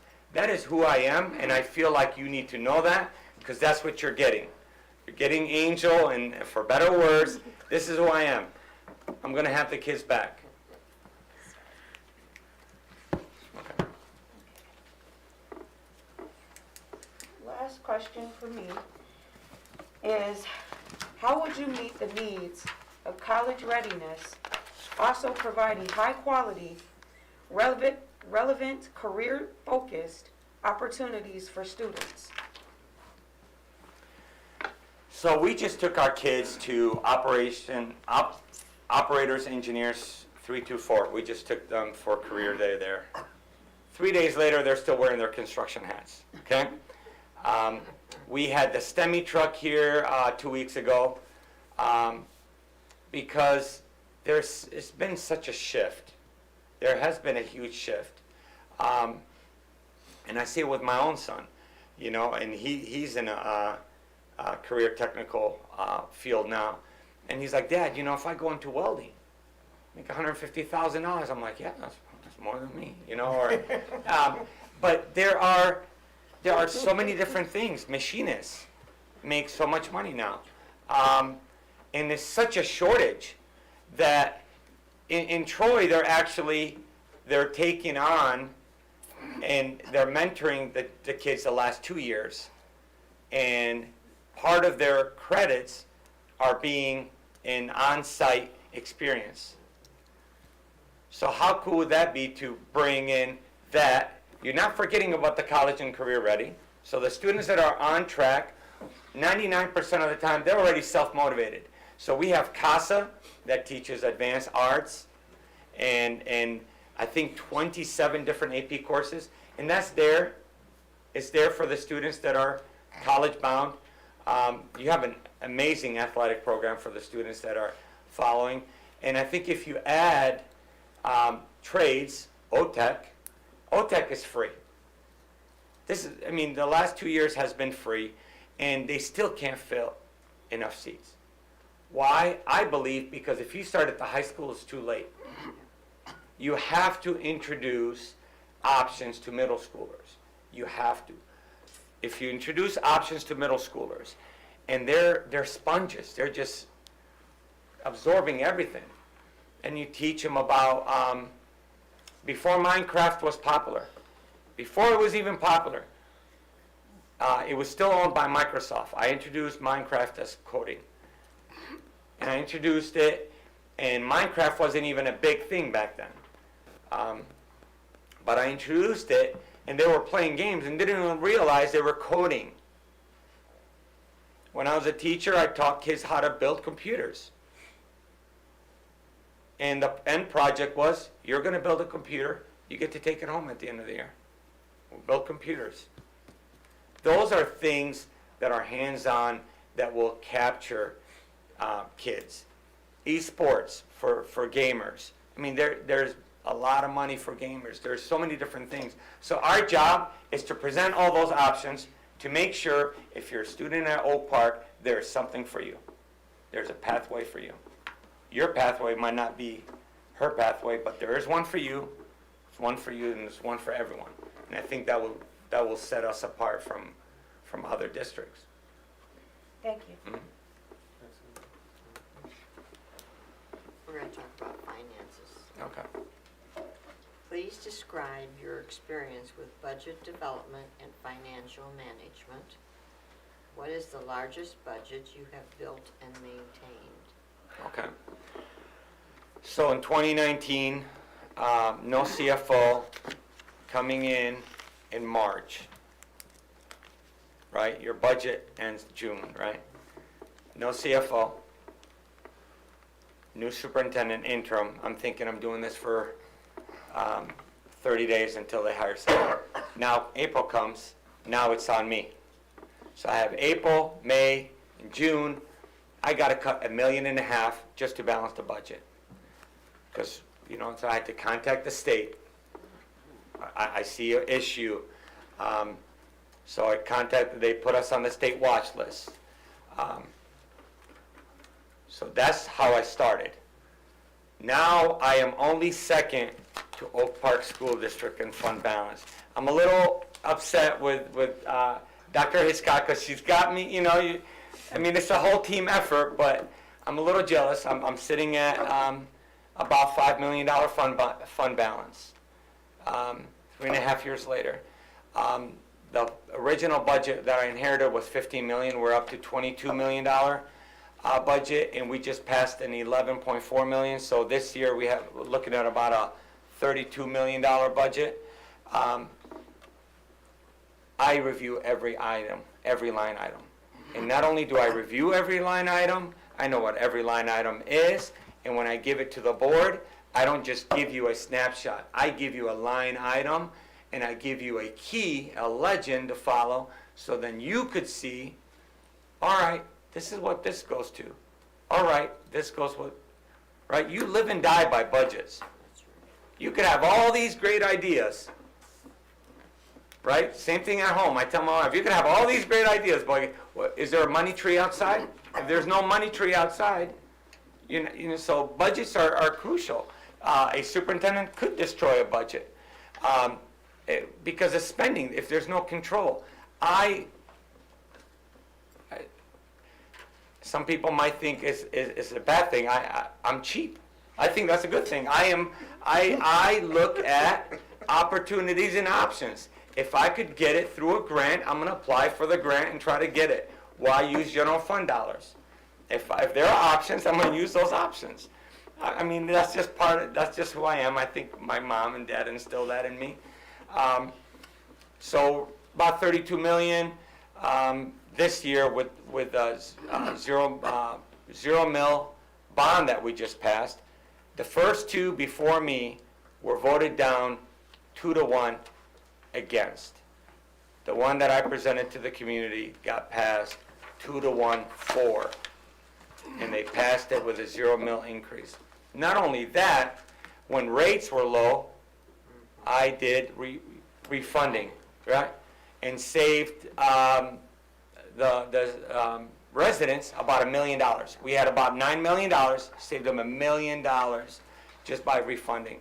Now rates are higher now, so we took advantage of that. So I'm very well versed in budgets, but it doesn't stop with me. It's a conversation. You should know. I believe you're the treasurer? Sir. Is it Klein? Klein. So, it falls on yours, right? If we drop the budget, it's on you, but. You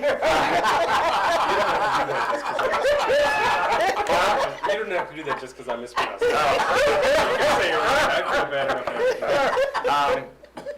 But you have to know. If you don't know, if you just see a bunch of codes, Yeah. those codes mean something.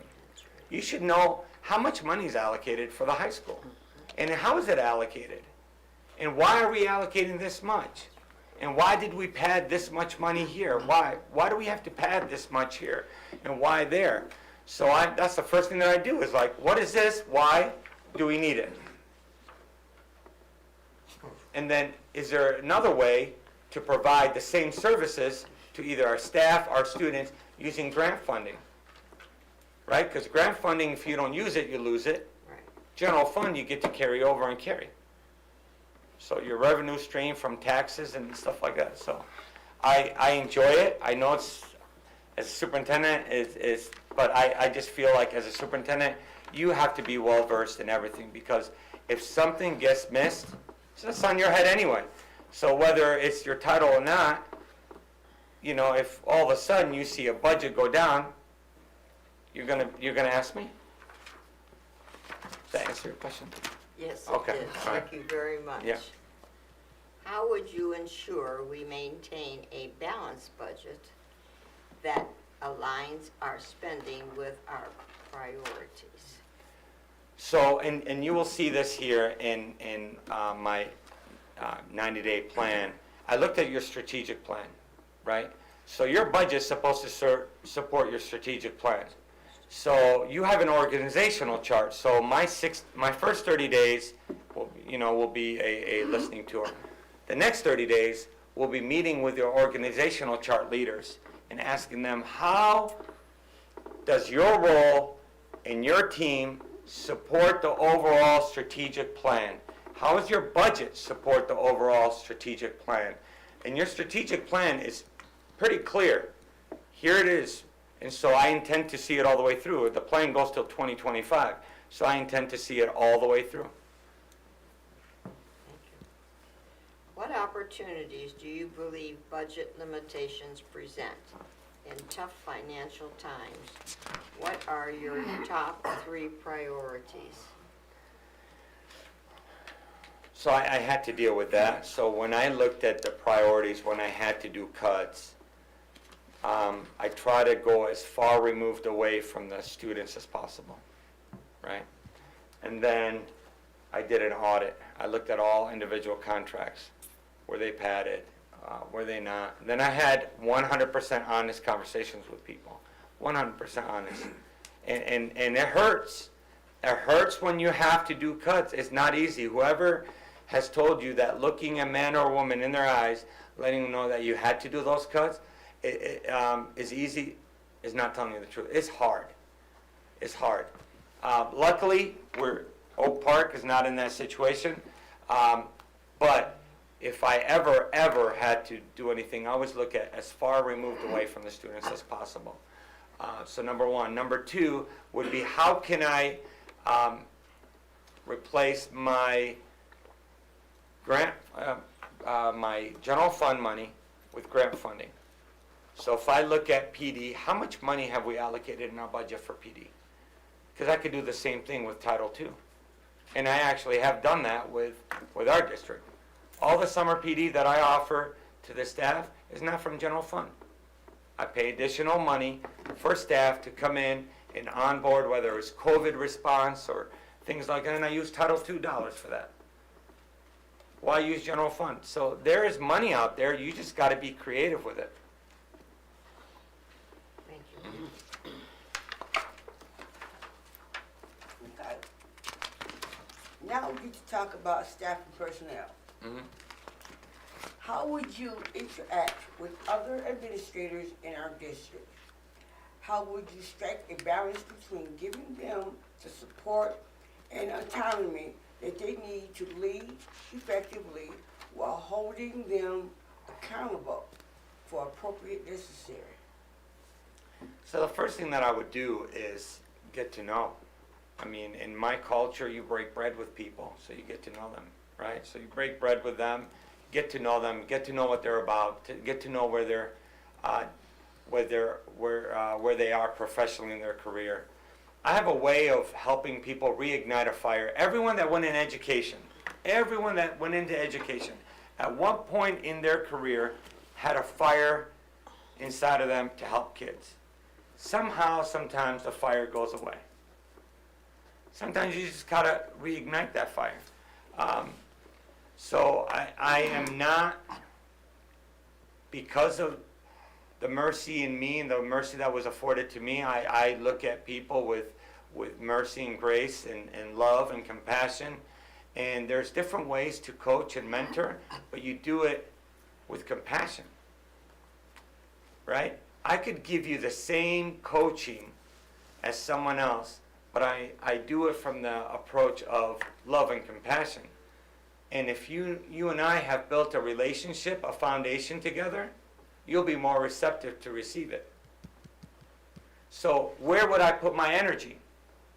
On people that are not willing to conform, which might be 5-10%, or the 90 that are doing everything and you want to build them up. I choose to focus on the ones that are doing, and I like to build them up, because sometimes others will get with the program because they see we're moving. This is the trajectory that we're going. We're going. You get on with us, or you don't. Have I had to have tough talks with people? Yeah, but I never do it from a standpoint of personal attack. I would say, here's what I've seen. Here's some evidence. Here's some data. Talk to me about this. Because sometimes what we see,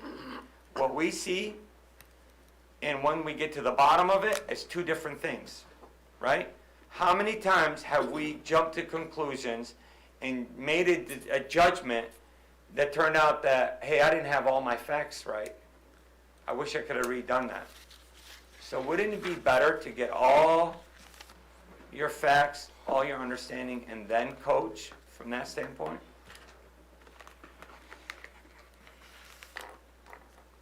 Okay, the last question is, please describe the most difficult. Two more questions? Yeah, 2 more questions. Okay, am I good on time? Okay. Yeah. Please describe your most successful experience in building a high-performing worksheet.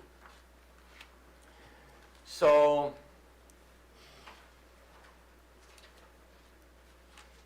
say 90% of my admin team are either worked under me as teachers, where I mentor them, and they're administrators and district leaders now. So I take great pride and believe that promoting from within, because that's what people that are vested here, I believe in promoting from within. But I know what my weaknesses are. So I build around where I know I need support. And then I'm not afraid to have, and I actually encourage people to challenge the status quo. I want that. I want you to question. I don't want you to just say, yes, I'll do it because the superintendent is saying it. I want you to do it because you believe it, because you saw the facts and you believe it. And that's how you create a high-functioning team. If you are as you're a building principal, and you're only doing it because, the superintendent told me to do it. Whatever that superintendent told you to do, it's going to fail because you don't own it. But if you're part of the planning and process and you own it, that's the definition of high functioning is getting together, working together, and then when they do have the autonomy, they're owning the work.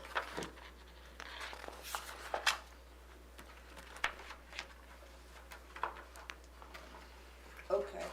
How would you assess and enhance the culture and climate of our district?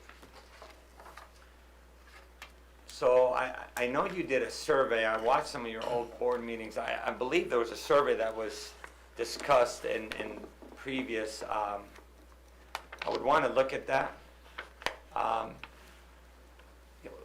Can you repeat that question one more time? I just want to make sure I got it. How would you assess and enhance the culture and climate of our district? Okay. So, first thing that I would do is I would go hang out with the kids. You wouldn't see me in my office. You would not see me in the office. I would go hang out with the kids. You know why? Because they're going to tell you the truth. And I'm going to say, what's going on? And they are going to spill it. They don't hold back. They don't hold back. Right now, if I just need anything, I just go talk to the kid. Hey, come here. Oh, what happened? Oh, Mr. Abdullah, they did this. Here's what. All right. What are your thoughts about this? They get comfortable enough with you.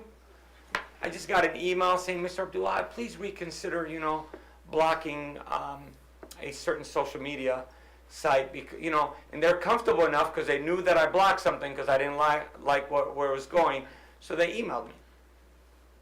So, I mean, that takes a lot. The connection the kids have with the superintendent should be authentic. It should not be email. I'm not a big email guy. I want to go into your buildings. You're not going to see me in my office. You're going to say, hey, where's Mr. Abdullah? You'll catch me with a walkie-talkie because I'll be around in the buildings. I just feel like that's where I belong. I belong with the kids. I'm just a giant kid with some education. And once I get the pulse from the kids, once I get the what's going on from there, then I'll go talk to the teachers. But sometimes I want them to speak freely. And in a survey, as a teacher, you would think, oh, are they going to use this to, that's what we think as educators, right? How is this going to be used against me? Whether they say it or not, that's what they're thinking. So you go and talk to them. But talk to them one-on-one. Sometimes you misread a text or misread an email. They don't understand. But if you go talk to them, they'll tell you, hey, here's what we need.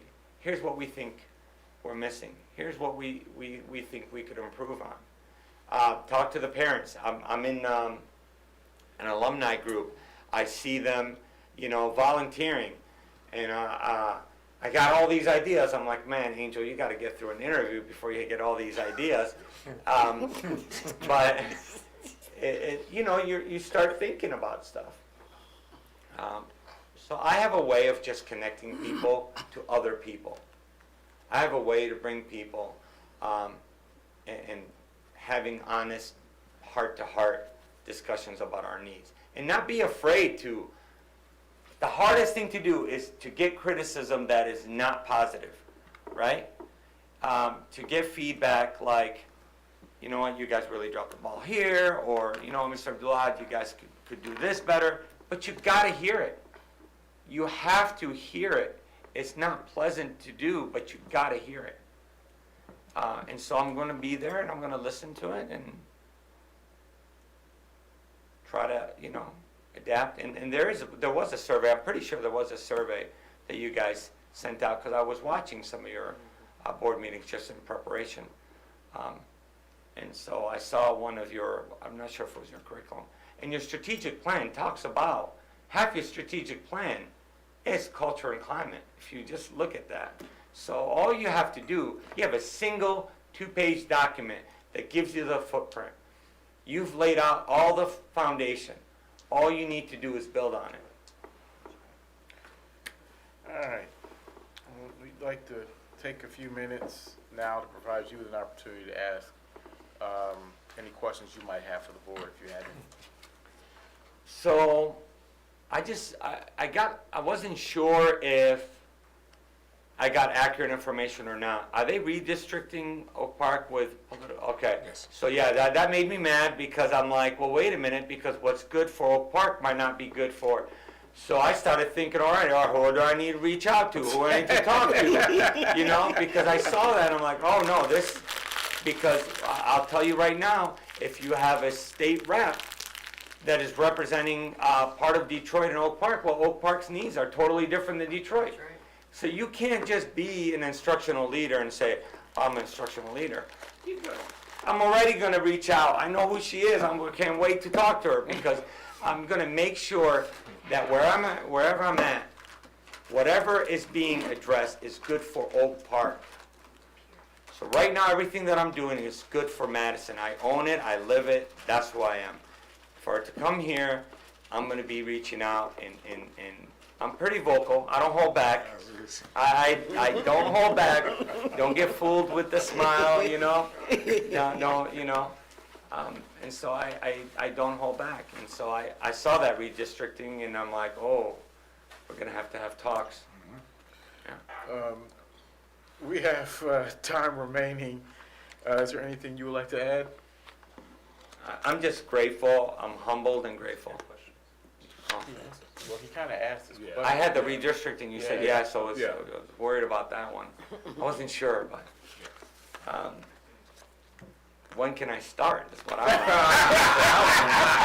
All right. So just being honest. So, Okay. Well, anything else? no, No, I'm just great. I play a lot. I kid around because I believe that humor is also part of life. But I'm extremely blessed and humbled to come back to an interview in a district where I attended. So thank you. Thank you. Well, Mr. Abdullahab, we appreciate your interest in the superintendent position for Oak Park Schools. The board is interviewing 7 candidates this week, and you will know by tomorrow evening where you stand in the search process. So thank you for your participation in the first round interview. Thank you. I do have the 90-day plan. I'm going to share that with you. If you don't mind, may I have the, yeah. Thank you. Thank you. Pass that.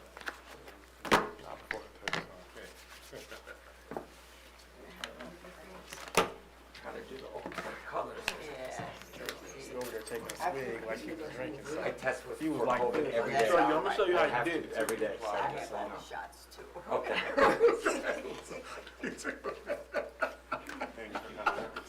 How do you say? Is that Hoida. Hoida? Okay. I get it. Thank you. Appreciate it. Mr. Abdullahab, it was a pleasure.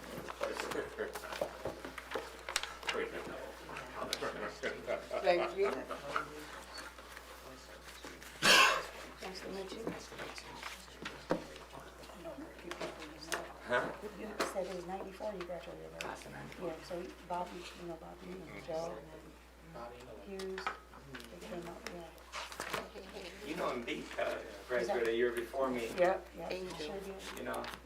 Give me a sign. Oh, you want? Yeah. You got 2 superintendents from us. Yep, exactly.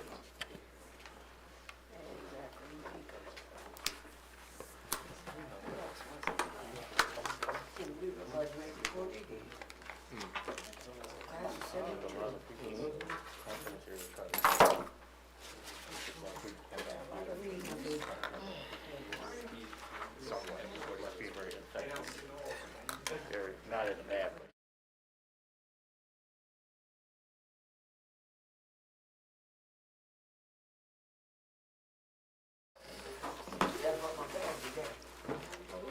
Okay, we have come to the part of the meeting where the public has an opportunity to Thank you. address the board, and with the understanding that the board cannot respond individually. And if Mr. Smith is ready, would you please read the public comment guidelines? Yes. Because the Oak Park Board of Education values public meetings, not just meetings in public, we welcome public comment on school issues. Speakers are asked to express themselves in a civil manner with due process for the dignity and privacy of others who may be affected by public comments. The public comment portion of the meeting cannot be used to make personal attacks against a school board member or school district employee that disrupts the order of the meeting and are totally unrelated to the manner in which the member or employee performs his or her duties. Speakers should be aware that if statements violate the rights of others under the law of defamation or invasion of privacy, such comments may result in legal liability.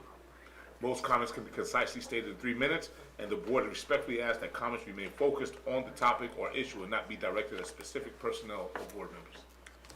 Do we have anyone who wishes to make a comment? Yes, we have Mr. William Boyer at 54-5 Selden, West Detroit. Mr. Boyer? Welcome. William Boyer, OPEA President and Representative.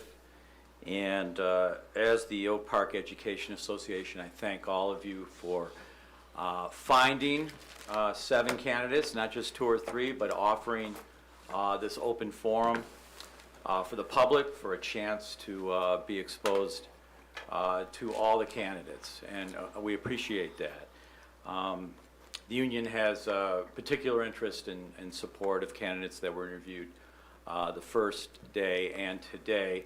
And feel free to contact me if you want my opinion with that as a representative of the union.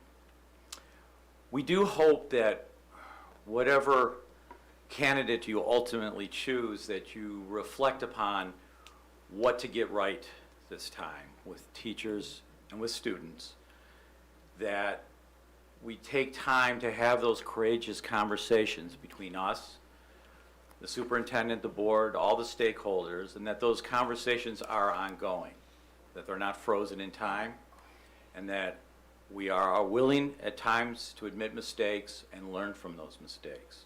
And the union champions that, as any teacher does, is a process of lifelong learning.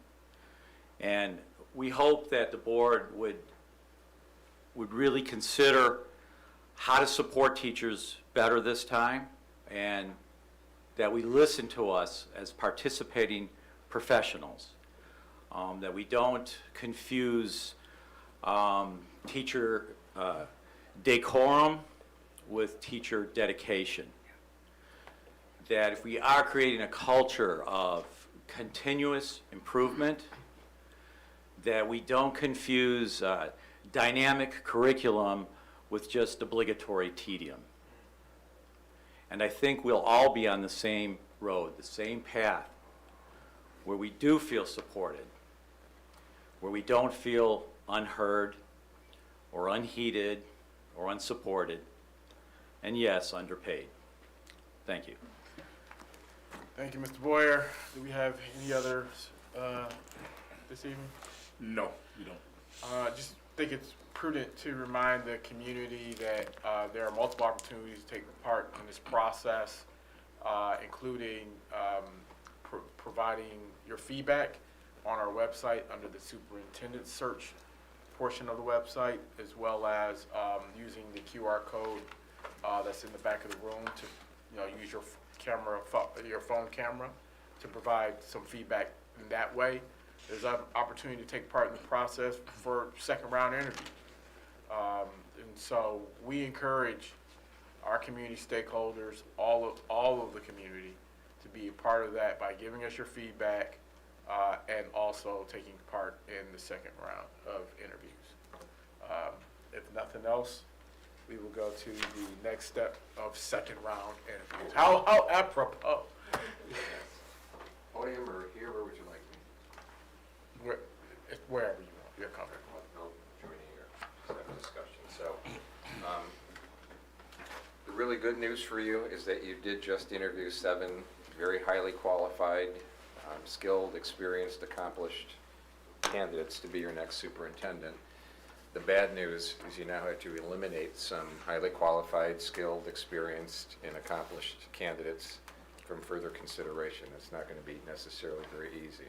So the way we're going to go about this is, and what I would encourage you to do is, you're going to prepare to come back tomorrow evening, meeting here at 6 o'clock. And the approach that we'll take is we're going to ask each of you, I'll leave it to you folks to determine the order, leave it up to President Elvin to determine how to go about that. But we'd ask each of you to be transparent with your thinking and be prepared to publicly, individually, one at a time, go around the table and to speak to, here are the candidates that I would like to advance in the process as an individual. And to whatever extent you're comfortable speaking to why. The why is important in that it's going to inform your colleagues as to your rationale, because there's almost certain to be some disagreement, right?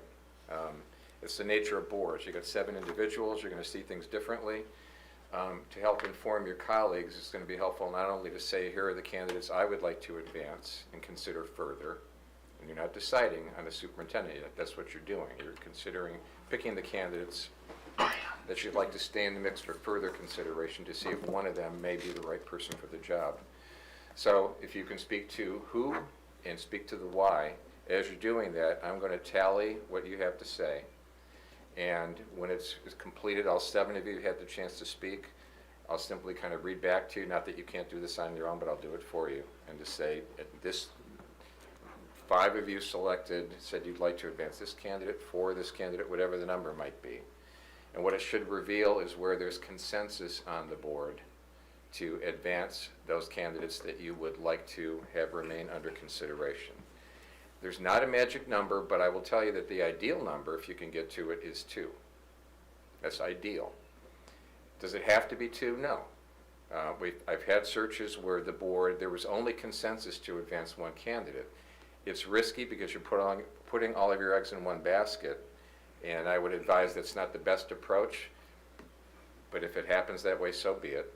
I've had searches where the board has advanced 3 candidates as finalists. think you're chickening out a little bit by doing that, because ultimately you've got to get down to one. But sometimes boards are just torn and feel like we still need to learn more and we can't get down lower, and if that's the case, so be it. Ultimately, it's going to just depend on where there's consensus, where 4 or more of you feel like these candidates need to stay in the process, we need to learn more about them. These folks potentially can be our next superintendent, right? And what I would encourage you to do further is to avoid, the interview is critical, and that's why we do it, right? It's absolutely critical. You get a feel from meeting with these people that you can't get from what you see on paper or hear from others. But it's still only part of the picture. So I would encourage you, we don't have a lot of time to do it, you've got just the rest of tonight, tomorrow, but to reflect on everything you've got. And you've got the application that was submitted, the resume, the cover letter, that's all in your binder. You've got the additional materials the candidates have handed to you. You've got your own interview notes, and I've seen you taking a lot of notes. It's good to reflect back on those too.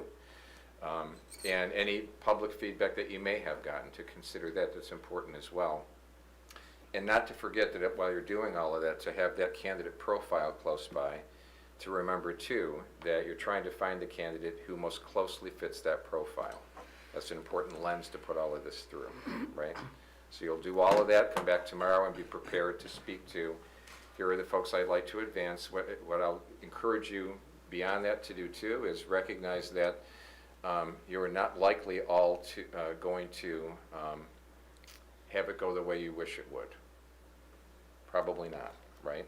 And it can be tough when you come in and you feel like, my gosh, I feel like this particular candidate, I feel strongly this could be our next superintendent. I really would like to see this person advance, but there may not be consensus for that.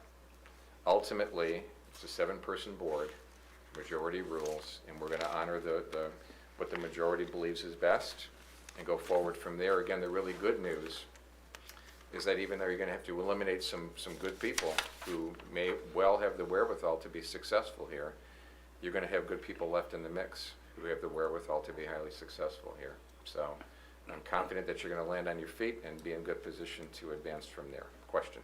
Yes. John, the second round interviews on the 16th and the 18th, are we including, so it's all stakeholders? Well, first, is that an open? Oh, yeah. That's an open meeting. All Yeah. right. Does that include all stakeholders, say, for example, the board, the educators, staff? Is that inclusive of? What we do during, much like we did when we collected feedback to establish the candidate profile. Mm-hmm. And we've already kind of drafted a tentative schedule for that to get the word out, because it's happening quickly. Heck, mm-hmm. Monday it starts up, right? But we'll have meetings set up for high school students, for staff members, administrators, and parents and community members, separate groups. Mm-hmm.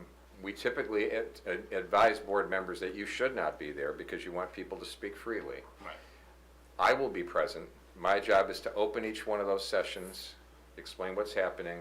I'll be there with feedback forms in hand, and where we just kind of nicely invite people to provide feedback. Here I'm a little more aggressive at these meetings and assertive and saying, this doesn't help your board if you're not providing feedback. They're not here to hear this. So if you don't give your written feedback, it doesn't do them any good. Your voice is not heard at all, right? The good news is that the response to that typically is extremely strong. So I'm handing those out at the very beginning, explaining how important that is as people are walking out and collecting them back. And then we're going to make copies of all of those forms and put them in your hands for your consideration going forward as you ponder the big decision that you're making. So I'll ask the candidates each to do a brief introduction, and then the rest of that time will be just questions and answers. Those present can ask whatever questions they may have. The candidates have a chance to respond.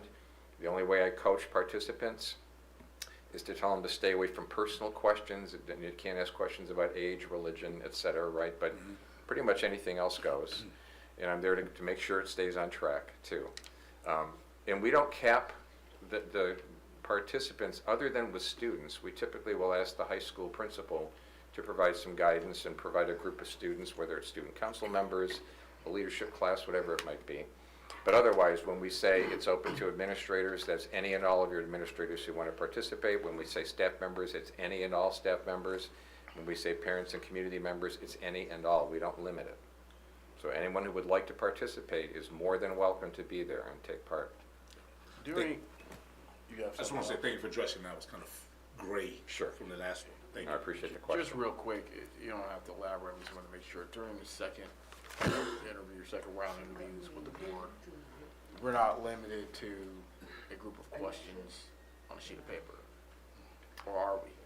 You are, but we'll talk a little bit more in detail about that tomorrow, but I actually would like to talk a bit about that so that we're prepared to go there tomorrow. So you have in your binders in tab 4, you've got there were some questions for kind of designated for round 1, but then you have another group that's just a lot of questions there. You can choose from any of those, and I sent an email, I hope you saw that, providing a little bit of guidance, asking you, in the second round, you're going to have about 14 to 16 questions. We're going to start with a 20-minute presentation and followed by a 60-minute interview. For 60 minutes, typically 12 to 14 questions, so I should say 14 to 16. So each of you is going to ask 2 to 3 questions, more of a round-robin format. I typically will ask each of you to go through all of those. Doesn't have to be limited to that. This kind of gets to what you're saying too. It doesn't have to come from those, but there's a lot there to choose from. You could look at the candidate profile and say, is there a question surrounding some of this that maybe we haven't asked and that I don't see here that we really need to get to? You may have somebody who provided feedback and said, here's a question that I have that you might think is a great question that you want to ask. So you're going to choose from all of those. If each of you can identify 3 to 4 that you like and that you'd like to ask, that'll give us a bank of questions that you've all recommended, and then we can whittle it down from there, get down to that 12 to 14 that we need. In this case too, though, if you would like to ask a specific question more geared to an individual, we permit that too. But we have to identify that in advance. That's going to be in your binder, just like I left for you here. We'll have more questions for you prepared. And the only kind of stipulation is that if you ask one question that's specific to one of your finalists, you have to ask a question specific to the other. If you ask 2 specific to one, you have to, and then all the rest are going to be the same, right? So when you're thinking about the 3 or 4 questions you have, once you know tomorrow who your finalists are, you can give that a little bit more thought. You're not going to have a lot of time to ponder it. But if you do have a question for each of the candidates and you'd like to submit those to President Elvin to pass on, that's possible too. During the interview, if someone says something, because it's happened here already for me, I can't speak to anyone else, says something I really wanted to know more about what they, like why, or, what made you come, I wanted to ask a follow-up at times, and I knew I couldn't. So I guess the question becomes, do we have that ability to do that in round 2, or we just don't? We advise against it only Alright. because things can go a little bit sideways, and we try to be as equitable as we can, and that can skew things a little bit. The only caveat I'd put to that is if, and I think I actually heard that once tonight, where if you ask a question and you feel like the candidate has missed part of the question, didn't answer it, if you want to come back and say, can you speak to this? Yeah. They fail to answer part of it, you can do that. But avoid kind of going on a tangent and just asking for more. Got you. Anything else for Mr. Silveri? So are we clear on what's happening tomorrow? Yes. Crystal. No. But one more thing quickly. Yep. So come in tomorrow, so you know what you're going to do first as we narrow the field, right? Yep. You're going to come in with an idea about 3 to 4 questions, and we'll talk a little bit about that, but so have your binders with you. But the other thing is tomorrow at the meeting, so after you make the decision, we'll talk more about next steps. On the spot, we need to make a decision about the presentation topic. So for that 20-minute presentation, it's an opportunity to learn more in depth about a particular topic from the candidate and see their presentation style. So we'll have dialogue about that tomorrow. And the goal is going to be to reach consensus tomorrow night on what that topic is. And then I can immediately pass it on to the finalists to get them going on that, because they're not going to have a lot of time. Okay. Anything for Mr. Silveri? Okay. Thank you for everything. Our next regular meeting, Trustee Smith? Yes, Or the our next meeting? Yes. The next meeting of the next meeting of the board. All part board of education. What? Sounds good. The next meeting of the board is scheduled for May 12th, 2022 at 6 PM in the boardroom at the administration building. Okay. If there are no issues, we can do this by unanimous consent. Is there any objection to adjourning by unanimous consent? Seeing none, the time is 8:39. We are adjourned.